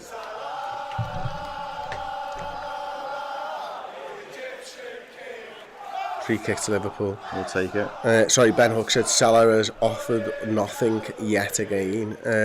He hasn't offered a lot, has he? He's probably been offered a lot recently, but he hasn't offered us a lot today, unfortunately. But we're only 1 goal down. We've got a free kick. Robbo looks to be taking it. Newcastle haven't created a well. They've had better play in the final third, but they've not absolutely put us under the cosh. I just don't think... it's lovely. Oh! Nada. Joe Gomez again, the beneficiary of the whipped ball in. Twice he's headed it wide now, unfortunately. We got bodies forward for the first time this half then. Last couple of minutes we have. But he said we haven't done 3 times over these in a very long time. So yeah. Luke Burns, £5 super chat. Thank you very much. Luke says, from next week we need to go all in on Núñez and build around him. Teams are used to how we play with the false 9. We need something new. Yeah, me and Josh did a deep dive on Núñez and how Josh sort of thought he would be there. He would be the main guy moving forwards, but the way he just threw Gakpo straight back up would suggest otherwise, I suppose. Let's hopefully he's got a grand plan for him, and I'm sure Núñez is fuming at the moment with not being getting on the field. He might be just the guy for Europe. At this rate, it's an expensive mistake if that's the case. One that Liverpool can't afford with our lack of spending. Hopefully it comes soon. Nice. Robbo's got to go now. Keep going, Robbo. He works hard, Joe Linton, doesn't he? He really does work hard. Was he? He was a forward, 10, wasn't he, back in the day? He was like that 10, I think he was, and he just got converted. Almost the way that we did what we did with Genie. Very similar, but he works better for them there. What have we done here? Have we just played Jota left and Elliott right and left Salah through the middle? I feel like Salah's the next sub, you know.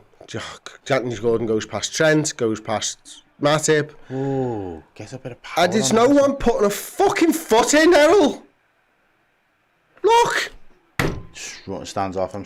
Elliott can't get anywhere near him. Just drifts. Leaves Elliott the pace. That these lads ain't that much different in age profile even. And Lucky he messed that up then. He knocked it with his left boot before and hit it with his right. Someone needs to... Oh, my God. Hospital pass. Liverpool just... No, wrong side. Tonali, edge of the area. Lovely little step over, goes past Elliott. Takes his time. They don't need to rush. They're comfortable with this 1-0. They don't think Liverpool can score. That's pissing me off. I don't think Liverpool can score. That 3-2 I was predicting ain't going to happen. It might just be a drab 1-0, and it doesn't look like it's going to go Liverpool's way. But the longer it stays like this, the more it's going to suit Newcastle. Fuck's sake, man. Don't mind when teams beat us, but when we beat ourselves in the process of giving good teams like this the confidence to feel as though they've done something, yeah, it just baffles me. Because Newcastle haven't had to beat their blistering best. No, they've had one player who's playing absolutely brilliantly at the moment, and that is Anthony Gordon. And the rest are just playing okay. They're just doing their part. But it's enough. And that's what really pisses me off. I'll be so blunt about it. That, above most things, pisses me off about this team. Teams don't have to be world beaters. I remember when teams used to have to play out of their skin to get a sniff against us. And yes, things change. Over the right back nowadays, mate. Literally just stick it in that corridor of doubt. We shit ourselves as fans. The players seem to shit themselves on the pitch. And the other team think, yeah, game on. Yeah, and we've had a new first team, James Shine. Thank you so much, mate. Do you fancy a game? What position do you play? Please be right back. We need a few first teamers right now. I think it was, or was it Shah? I can't tell. And a super chat as well from Mike LFC. Gomes playing well, right back. Shout when Kanate is back. This is where I think I would be just, you know, apart from not having any of the skill set or any of the qualifications needed, why I would struggle. I wouldn't be able to get away from Trent Alexander-Arnold at right back because I know what he can give you. I would be very much more tempted to keep him in an area of the field that I know he can play well in. And go on, Liverpool, sorry. Jota skips past this man. Salah's through, on goal, one side, one shot, nothing!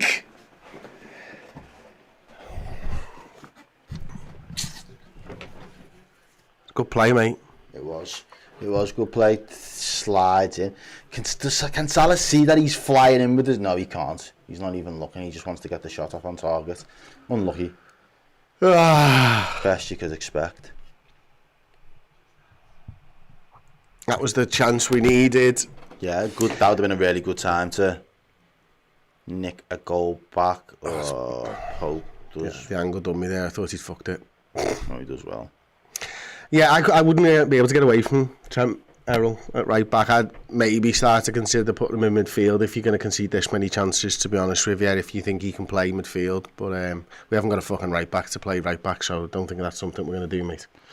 No, but I said this the other day. There's a part of me that really wants Klopp to be radical in the way that we defend at the minute because we're simply not good enough. Is there a world where you can have Joe Gomez, Kanate and Verge in defence as a 3 and use Trent and somebody else as like wing backs so that Trent can then drift into midfield without having so much that defensive responsibility? Chelsea have done. But this when Conte did that and moved it to them when they went and won the league that year, that was the change that gave them that solidity defensively to kick on. We need something in that ilk to do the exact same for us, really, because right now, trying to say we're going to defend with 4 defenders, but then we're going to also have Trent offering a half role, it's just not working. No. It doesn't give me confidence to say that that's going to be the future or we can build from there. I just don't, I'm not buying into it at the minute. And again, I know we've got to look at the 3 games we've played and none of them are good bodies of work to really suggest what we're going to do. But the longer that continues, we're just going to become more inconsistent. The only thing that was consistent last season was how inconsistent we was. Yeah, you're right. We had another super chat from Joshua Davis. Would you sell Salah this summer? No. I would take 75 million. Wow. Yeah, it's too cheap. We could get 150 for him for a start. And no, not now. So the question here from Tim Vero is: who do you sacrifice? Errol playing wing back. That was my other thought. On the other side, you're gonna have to lose Robbo, aren't you? Really? Robert can play wing back, but he can play wing back. But then he's sacrificing midfield. That's the problem. Who is the guy in midfield that then goes? Let's see. This corner comes in now from Andy Robertson. Gomez is in there. Matip is in there. Harvey Elliott doing things on the edge of the area. I'm not sure it's going to go to him. But anyway. Oh, Matip was the one, but they do really well. I think he was on the line. They're a big fucking side. Look at that, Alisson. Trent, what do you give us? Nothing. Absolutely nothing. That was straight to the goalkeeper. Woeful, lazy ball. Just like show pony, just trying to fucking showboat and do something and make it look very casual in the process, and you just got it all wrong, lad. Well, you know what though? Last 5 minutes, we've got out of our half. It's been nice. Here you go, a little bit of a press from Showboat. Going to the keeper, calling for help. Keeper's under pressure. Hoofs it. Looks like it's going to Joe. Gets it, yeah. Lose the ball there though. Matip wants to go on a mazy run, but you can't be doing that, can you? Robbo, blind pass to Trent. Goes to him now, nice. Liverpool got it with Harvey Elliott, who's now playing right wing. Trent whips one over the top, left-footed to Jota to run on to, doesn't get there. Tonali beats Sobo to the ball, plays it back to the goalkeeper. Just the dichotomy of chat messages. Trent is so good. Zachary, this might be one of the worst Trent games in a long bit. Immediately followed by Freeze Williams, who says Trent is so good.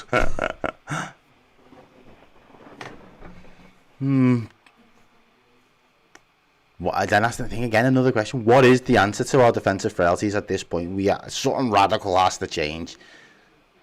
I'm not convinced of any system at the minute that sees Liverpool airtight and then offers the creative flair and outball that we genuinely need.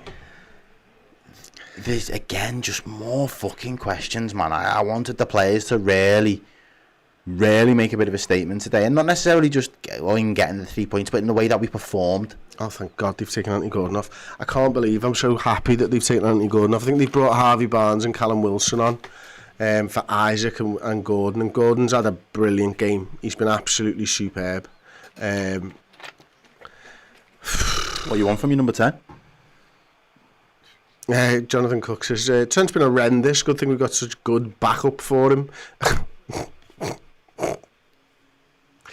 If you don't laugh, you'll cry. We really need... There's so many gaping holes in our fucking squad, man.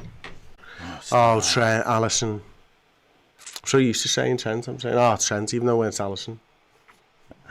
You can be forgiven for them. Because there he is again. Oh, I think he's had a really good game. Who? Matip. Yeah. I thought you were talking about Trent. I was going to shout at you. No. He's been shite.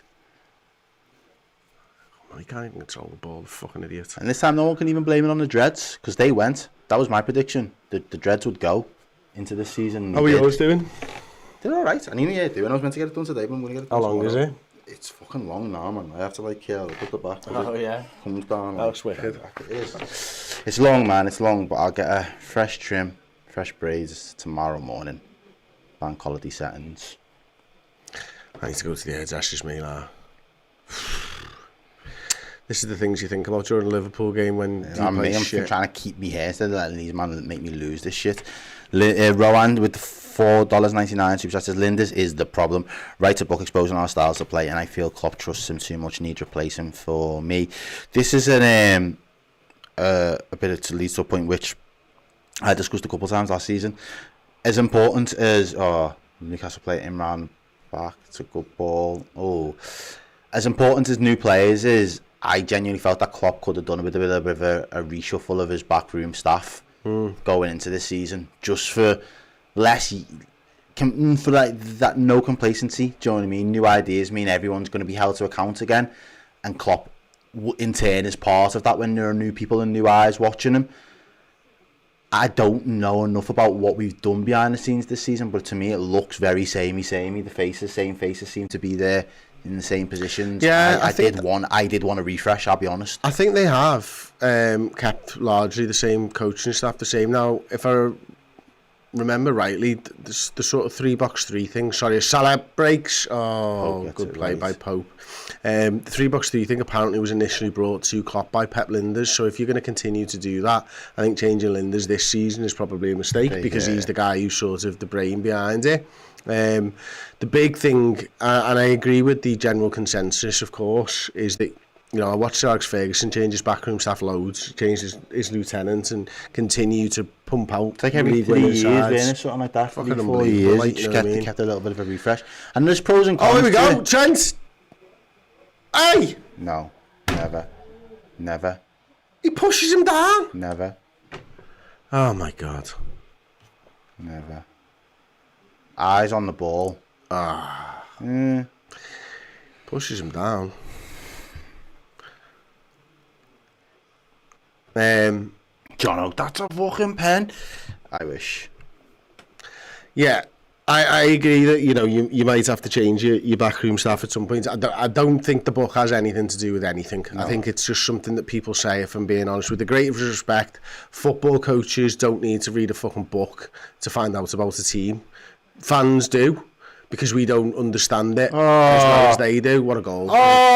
Should have been a goal. Missed. Should have been. Lord have mercy, Liverpool got away with one. Oh, they're saying handball. Wow. Dangerous run on that left. Show him onto his right. Lord. I didn't even realise my man had that much pace. We got really lucky he's Almiron. Yeah. Fucking hell. He's another one that's played half decent as well, to be fair. If he could finish, he'd have had this game 3-0 up. Easily. I can think of 3 that he hit over the bar. Yeah. If he'd have just found a target. Corner for Newcastle United. Yeah, Quinte's long season. It is. It's going to be. Ben Hook uncomfortable. Says Jota instead of Nunes for his lightning pace. Yeah, I'd agree with that. Oh my God, get rid. I wouldn't mind throwing Nunes on at this point. I think you've got nothing else to lose. We don't look like we're going to get back into it. I think it's not even fair on him to bring him because he's not that guy. Like he needs. There you go, Quanta. Centre half coming on. Maybe Trent to come off. Yeah. Gomez to move to right back. Yeah. And Quanta McAllister. Another disappointed face to come off. He hasn't looked happy once so far in his Liverpool career. People made a lot out of fucking Tonali not smiling at Newcastle. It's Joe Matip. Wow. For me, fucking McAllister's not looked happy a day in his Liverpool career. The fuck are we doing? What's wrong with Matip? Why is Matip coming off? What the hell? I thought Matip had played alright this game. It must be some kind of an injury. It must be a knock or an injury or something. You just wouldn't take Matip off for Quanta in this game. No. And we've dropped Harvey Elliott into central midfield alongside who at this point? Szoboszlai moved over. He looks like he's on that left-hand side right now. I think Jota will be on the left. I think you're right, he was there in the end, but I think Jota will ultimately be on the left. My man battling, getting bullied. Whee, free kicks. Matip can't play 90, yeah, Will Edwards says. Chris, it might just be the minutes. Matip has barely played. Randy Jordan, the problem is Klopp. Yeah, this is I think I'm going to say and keep saying until I actually have any real remnants of answers. Ooh, more questions. More questions than answers. It's got to be an injury type thing for Joel Matip. I just can't see that he ever takes Matip off for Quanta. With the greatest respect to Quanta, honestly. Great ball by him there, by the way. Managed to bypass the midfield, which is better than pretty much everyone else has done all game. Elliott from centre mid. Hits a ball over the top for Nunes. Controls it. Newcastle got the ball. Just gets behind them, unfortunately. Great ball by Harvey Elliott. It's an unbelievable ball. And they're true. And this should be Callum the game Wilson, done. In the middle, he's offside. Wilson was offside, mate. That's ours. Wow. He wanted the ball earlier. He scored Liverpool have 10 minutes left of this game and still in it. Newcastle can't put us to bed just yet. Liverpool got no right to be in this game, Chris Pajak. 10 minutes to go, can Liverpool nick a goal? If they can get Darwin Núñez in and Newcastle are pumping players up the field, yes. If Newcastle sit back, no. Jota, Núñez tries to play the 1-2. It was a good ball. Jota not quite there. Right idea, just didn't have the legs for it. But yeah, if Newcastle continue to push for a goal, we can. If Newcastle sit back, I struggle to see. They should be going counter-attack on us now. Yeah, they should. Now's the time to do it. But how's that touch? It's a decent touch. The second one's poor. The second one, yeah. It's that little slippy, and then there it's just already. I don't know whether he knows Burns there. Probably does he. We don't answer. Your attack is still a threat to any defence. I'm not as confident 3 games in as I was before the ball had been kicked, I'll be honest. On paper, our attack should be frightening to all, but as it stands... Klopp subbed on Quansah to prove how much he needs a centre-half. I'm sure Rafa Benitez did something like that back in the day, didn't he? Interesting to see the Elliott and Núñez combination though, and a good play by Quansah that started that move, by the way.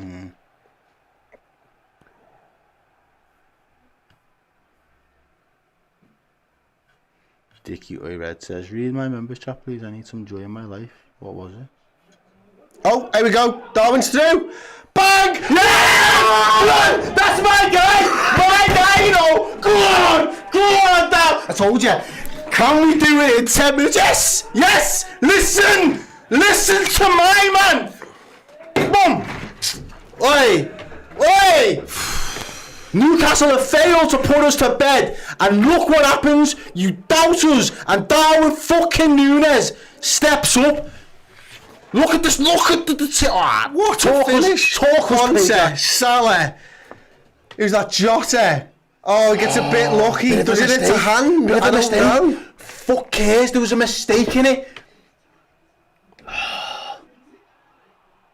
Oh, yes. What a finish. Oh, yes. Mate. Yes. 10 men of Liverpool. Fucking go again.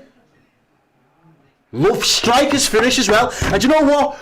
He's took a lot of stick because people would say, if a ball like that falls to any of our front line, it's Diogo Jota that you want running through on goal. Darwin fucking Núñez has stepped up today.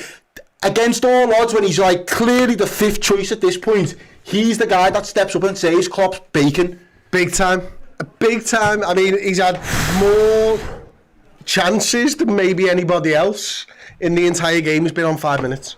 He gets on his bike, goes over the top the first time for a ball from Harvey, and he plays percentages there. The ball's not great. He continues. He doesn't let his head drop, and he smashes it first time. It's a lethal finish.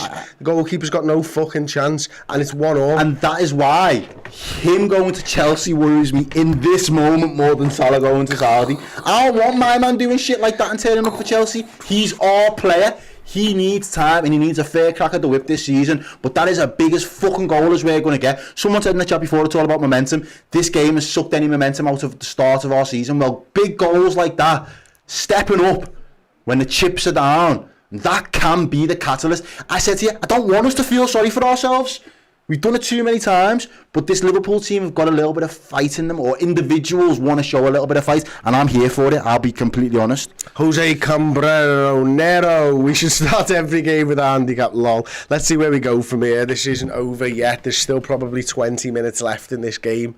Now that it was 4 minutes first half, but Newcastle were leading then.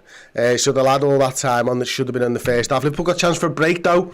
Robertson's there. We've got 3-on-3 currently. Núñez in the middle. Salah on the far side. Jota's got the ball, plays the ball into Darwin Núñez. Back to Jota. Oh, he's missed it. Salah, edge. Is it done? Oh, fuck me, a bus. A Newcastle bus in front of the goal. Go on, Darwin. Go on, Darwin. He's just come and caused absolute fucking chaos. That's what it's about. Sometimes you just need that though. When the game's just been there's just been ebb and flow, back and forth. You know what to expect. Add a little bit of chaos into the mix. What are we laughing at? Sorry, Jonathan Cook sent us a sausage ads and Errol save Klopp's baking. Lol. It's fucking true, man. Honestly, every time you say baking or bacon, I'm unsure. It's like every time I hear the word endo, I think endo. My word. Oh. He's here and he's saving bacon for everybody. He is, man. Shit. I love it. And a game that Newcastle should have put to bed, and they're yet to do so. They still might, but as it stands, with 5 minutes left to play, they haven't done it. They should have, because this Liverpool performance has not been top tier. This Liverpool performance has not been worthy of 3 points. Yet we're still in. With a shout. Panic, I'm gonna get clipped up, Good. I'll be frank. He just says, Errol's guy. Oh, yes. I ain't giving up on Darwin. There's just no chance. Right, Nick Pryor is saying 2-1. There, I said it. He's going for 2-1. I think Newcastle, the way he's written it, but I don't think that's the way. Let's get to 1.5. If we can get to 1.5, like there's 3,000 of you watching, that means. Look at this. Woo! You see that, Darwin? You see that? Look at the celebration. Look at the celebration. Woo! Yes. That's some finish, that, innit? Nick Pope, big keeper, good keeper, should be England's number one. But look at that. Ice running through his veins. You know what I mean? Love it. Write him off at your own peril. Write him off at your own peril, ladies and gentlemen. Fans and rivals included. Lamar just says, well, Klopp, please start Nunes. I'm going to ask him for you next week, Lamar, trust. How did he get a yellow card? I don't know, probably dissent of some sort. Yeah. The Minty boy says, last bit of pen would be nice, it would. Indeed it would. Considering we got a red card, I would say our performance is somewhat acceptable, even though there are still many mistakes from us. Deanie Lee. It's not what I want, but mate, I'll take it right now, as I say. You said 1-1 is as much as we can probably hope for. Yeah. It looks like we've just saved a massive point. I'm hoping for 2-1 now, though. I'm greedy. Oh, mate, fucking not half. I would love the heartbreak for these men as well. I would absolutely love to see the heartbreak of some of these men's faces. Let me tell you, they've found a resurgence of confidence of Newcastle fans of late. I talk to quite a few Newcastle fans on a regular basis at the minute, and they are very happy with what's going on over there. Fair play. But they seen Liverpool as a target, a team that they could get at. They knew City was probably a little bit out of their reach, but they didn't think that of us. And got to respect this Liverpool team a lot more than that. Even if we haven't performed as though we deserve that respect, we've still got very dangerous players, and that's a handball. No? Okay, crack on. You'll like this one. Stevie G says, write him off at your Errol. Yeah. Love that. Newcastle got it left hand side. I've got no idea who it is now. The subs have all come in. Is it Barnes? No. Alisson's got it though. Alisson doesn't decide to pick it up. He does. Does he see something long? No. Callum Wilson blocks it anyway. Nick Price says Harvey's been good. Do you know what? He has. He has, yeah. There's nothing wrong with Harvey. He is. Anyone who says differently doesn't know. He's a good player, man. He might not just be a world-class player yet, but he's a good player. I'm not 100% sure what he is still, but today he's come in and he's done well. Him and Darwin, you said their link up had looked alright. Sobo. Oh! Quansah dives in. Trent's wrong side of his man. The place that it goes on. Let's not undo the good work that has been done. There you go, Reds. Even fucking Nunes getting back there. Michael Edwards says, could you give my sister a shout out? It's her birthday and she loves watching the stream. Her name's... Don't. Nice try. Thank you for the $4.99. Oh! Nah. He turned us back. Are you mad? Go on, Mo. He'll panic him. Go on, Mo. Oh, you ran out of steam. They don't really run out of steam trains, do they? More they run out of coal. Is that the mechanics? Well, that's how they do it, innit? I don't know. I don't think trains are the steam trains anymore. No, but like, if they're going to run out of anything, it's the thing that makes the fire, isn't it? I'm going to fucking run out of staff. They're always on fucking strike, mate. That's what they're going to run out of before anything else. Jesus Christ. He turns us back. There was never a pen in there. Fuck off, you cheating bastards. Beautiful. Fucking run out of staff. Chelsea and Newcastle, this is what we expect in 24. Good reserves. Sorry, Keith, I don't really understand that one, mate. Would you take 5 points from the first 3 games? Someone would have offered you them. I wouldn't, I'd have taken 6. I wouldn't have taken 5. I wouldn't have thought that this would potentially be the way that we've done it. Yeah. But, this, if we were to get a draw here now, it's, in the grand scheme of a season, it's a fucking good draw. Being down to 10 men for 70 minutes or something. Best part. Away at a Champions League side, because they're a good side now and they deserve that spot from last season. That's a good point. At the start of the game, I wouldn't have taken a point. After 20 minutes, I'd absolutely have taken a point. Yeah, I thought it could have been 2 or 3 at some points in time, and I genuinely thought that at least Newcastle would have created another clear-cut chance, which they have, in fairness to them, but they put us to bed. And maybe they just felt like they didn't need to. It'll come if it has to. This Liverpool team posed very little threat, but 5 minutes? That's it? Only 9 minutes in the time. Surprised at that again. That's a bit of a weird one, but do you know what? Fuck it. Let's get out of there. 5 minutes time. Get out of there. 1-1. I'll take it. Genuinely will take it at this point. That unbelievable save early doors from Alisson is as good as a match-winning save, to be fair. It is. Got to stay switched on now. Joe Gomez has been good. And he's done well. Matip, big question marks around those 2 lads today. Can he come in? Can he do a job? Whoever does come in for Konate, will he do a job? Both of them. I'll give both credit where it's due. They've stepped up when other players have not necessarily let us down, but other players haven't been at the levels that we needed them to be. They've definitely come in and been at a good level today. Absolutely. 4 minutes and counting. Chick Josh says, Chris is sat in a sticky seat, and the pants are sticky after the goal, but the seat's alright. Go on, fuck something up. 4 minutes to go for a big point. 4 minutes to go for a big win for Liverpool. Go on. Yes, come on, and he's done well as well. He's done well. His hold-up play today's been better. He is someone I don't mind coming in off the bench. Klopp wants to know, why did we take that quick? 3.5 minutes to go. I would love all 3 points right now. Let's take the 3 points home with us. I'd love it. Absolutely love it. Bit early in the season to be whipping me top up in elation, but I'd love it all the same.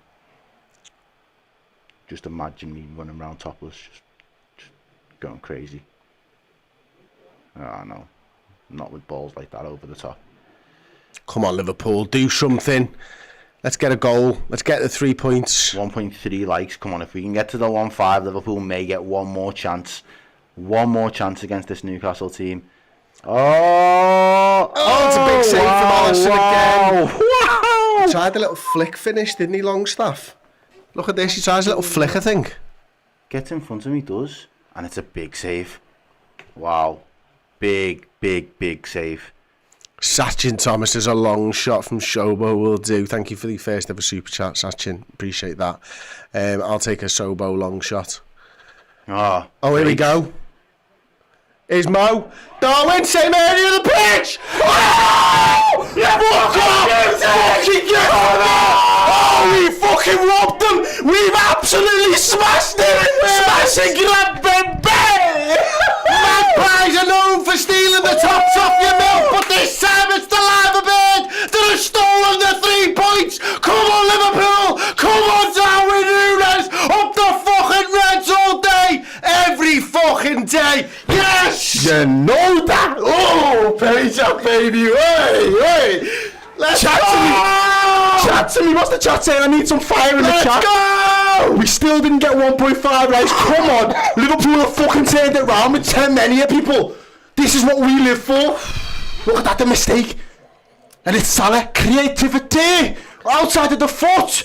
Oh! He doesn't have to think about it. It's instinctive. That's what he does. Don't give him shit to think about. Just give him the goal to fucking aim at. And bang! Bob's your uncle. Fanny's your aunt. And Liverpool are 2-1 up against fucking Newcastle. 10 men Liverpool, you know. Write us off at your own P. Errol. You don't know. Oi! Fuck me, a bus. That is something else. Darwin Núñez has come on and he has turned this game on its fucking head. Hang on, Liverpool Football Club. Hang on. Wait, there might be more. Because Salah's gone through. Jota's got the ball. You said right hand side. You said that he wanted to be comfortable. It's comfortable.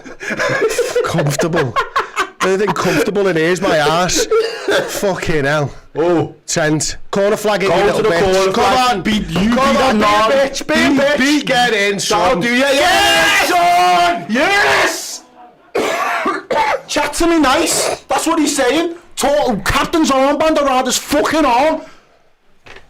Yeah, he's saying, worry. Don't send them off. Don't send them off. Don't send them off. You ain't chatting to me. Come on. The brace. Jeez, Brace yourself, fools. Oh, gotta love it. Fucking shaking here. I am. I love it. Oh, just take him out. Just take him out. Well in, Joe. Well in, Joe. Get up, you prick. Will you take what? 7? What are we on now? 7 points? Yeah. Yeah. Yeah. Take that. There's only City ahead of us then, isn't there? Yeah. Come on, there's your 5 minutes. There's your 5 minutes, you prick. Oh yeah, I need some fire in the chat. Let me see the fire in the chat. 1.4, come on. 1.5k likes. Liverpool see out this game. Jurgen Klopp, what I'd give for this fort right now.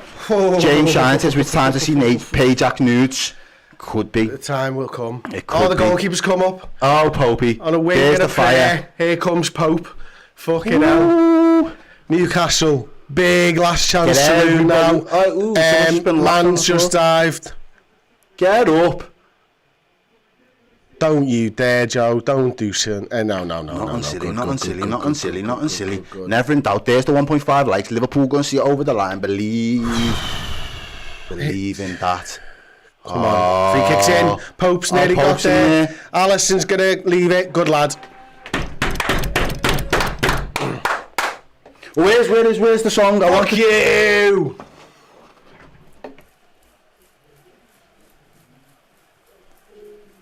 Oh, Darwin Núñez got to be my man of the match, baby. Gotta be done. He's got to be. I doubted him as a super sub, but jeez, wow. He come and found some Super Saiyan form today, Darwin. Don't give him too much to think about. Just give him the goal to aim at and boom. Fucking alley. Yes! Darwin Núñez wraps up 3, very much needed, very much wanted, very much pointed. We didn't think we were going to get. Liverpool have somehow won against Newcastle, down to 10 men, 20 minutes in, losing the captain, Virgil van Dijk, and Darwin Núñez comes on, slots 2 brilliant finishes, and the live bird walks off with the 3 points. My word, the masculinist POV. Damn, I love this football team, I tell you. There's a lot of people out there that love this football team. I doubted them, I'm not going to lie. I doubted them for so long during this game, but when the opportunity was there, one man stood up and took it. Oh, Darwin, Captain Chaos Núñez, you know. Hey, I am fucking wearing a shirt. The Hellraiser, you know. He gave them hell. He came on. Look at that. Do you know what? A lot can be said about the performance, and we can get into that now. The game's done. There'll be individual performances you can unpack and dissect. But let's just for like the next, because there wasn't a lot of positivity in the stream and the overall mood, and understandably so, it happens. Alisson with some big fucking saves. Yes. But let's just have a couple of minutes to just sing the praises of a few lads. Whose praise would you like to sing? I'll take a moment of quiet reflection first and foremost for Darwin Núñez. If you'll join me in a moment of quiet reflection for Darwin Núñez. Fucking goat. What a big... I thought he was going to be angry and a little bit petulant and just the fact that, oh, now you're throwing me on when there's nothing. But it shows a lot showed about what him. It was. Yeah. Showed what it was. Shows what he's about, mate. He knows where he is in terms of a footballer, and he comes in and he does brilliantly. I think when we went down to 10 men, and we'll get your opinion in a minute, of course, but when we go down to 10 men, there are questions asked. Questions of the manager for the tactics, questions for the substitutions, but you can't ask questions of those players when we went down to 10 men. To a man, they put everything on the line. That's 2 weeks on the bounce. They've got better as individuals, knowing that it'd be really shit to throw away either the lead or really shit to throw away a game now the fact that we've got down to 10 men. They've dug deep but been able to come out with the result as well. And you said their questions at the manager and substitutions. I think you've got to give them a lot of credit because he was ballsy in the end. Yes. To get them right, to bring Harvey Elliott into the mix. He takes Diaz off, who at the time takes Endo off. We're both saying the Diaz one, he looked the most dangerous. Look at it, he still looks like he's got the fire and the passion for it. The fans, they're absolutely elated, and rightfully so. A lot of criticism of, not even necessarily criticism of Nunes, there's just been a lot, again, so many questions. Chatter About him. And again, he's just shown for me exactly the type of profile that he is really when you want it. He's going to be a nuisance to defenders, and if provided he's not having to do all the creativity himself, provided you give him a goal scorer's opportunity, more often than not he's going to work the keeper and get on the target. And both of those finishes, similar angles, he ran it, he seen where he was going to get a little bit of joy. He capitalises on the early mistake, and as for the finishes, absolutely fucking fine. And do you know what? You've seen Trent Alexander-Arnold there, and I'll pass over to you in a sec, but he looked nervous for the majority of the game. He didn't look comfortable from a defensive position a lot of the time. But what he did do and what he realised was, as long as I put myself into good defensive positions and shape my body up in a way that makes the forward have to do something in order to beat me, I'm relying on my defensive unit to be enough cover. And he did that enough times. He played the law of odds enough times today where he wasn't actually punished as a result. And that in itself was mature enough for me, because he didn't really think, I need to take the game by the scruff of the neck and I need to be the catalyst and I need to be the saviour now and rectify the errors. He realised it's a very much of a team game, and as long as I don't put us out of it, there's a chance that we can stay in this game. And I feel, especially when he gets the R-band, he stays in it. We stayed in it long enough. Got some super chats here from Dave. 3:30 a.m. when I woke up the dog, the cat, the baby, the wife and the neighbour. Nunes, God, absolutely love that. Thank you so much for that one. Much appreciated. Really, really do. Appreciate all the super chats and everyone who's commented and everything else throughout the course of this stream. It means a lot to us all, of course. Ben Hook says, Nunes saves the bank holiday. Inject it into my veins. Tony Blakeway, one of our members, says, where's all the whiners now? Get in the Reds. Allison made some big saves. That's why he's number one, said Michael Edwards. Come back, Michael. We need you. Neil O'Callaghan, there's heart and determination. It's why I love this club. I won't be negative today. Well done, lads. Absolutely. Going to go quickly into the Discord just to see what they were talking about. Wow, how did we manage to pull that out of the hat? Brilliant team spirit. Come on, you Reds, says Uri Devore. Just a brilliant time to be a Red. We've got so much more content upcoming. So much content. I've got the instant, the fan interactive match reaction type show, which I'll be doing. I'm doing a match reaction myself now. You'll be over on Redmen Plus doing the instant match reaction. I'll be doing player rankings on YouTube as well. I'm going to go kiss a couple of the guys out there and be like, hey, you should absolutely kiss a couple of the guys, just not on the lips, without permission. Without permission, yeah. Yeah, we've learned that one this weekend, haven't we? I mean, if you didn't already know. Yeah. So there we go. Errol, it's been an absolute fucking pleasure, as always, mate. Liverpool win by 2-1. I think we broke our little case as well. I think we have broke our case just about. We are joint second in the league now. Manchester City top, West Ham, Tottenham, Liverpool, then Arsenal, ahead of the likes of Manchester United and Chelsea, and very much ahead of Newcastle sitting in 13th, mighty European Champions League Newcastle sitting in the bottom half of the table. Things we love to fucking see. Up the fucking Reds, and we'll see you next time. Ta-ra. I lost my hat, didn't I? Thank you so much for watching. The new season is here. Come and join us over on redmenplus.com for fantastic shows, pre and post-match content, journalistic insights into all Liverpool's transfer business, documentaries, interviews, features and more. Head to redmenplus.com, sign up today and fill your boots with Boss Liverpool content.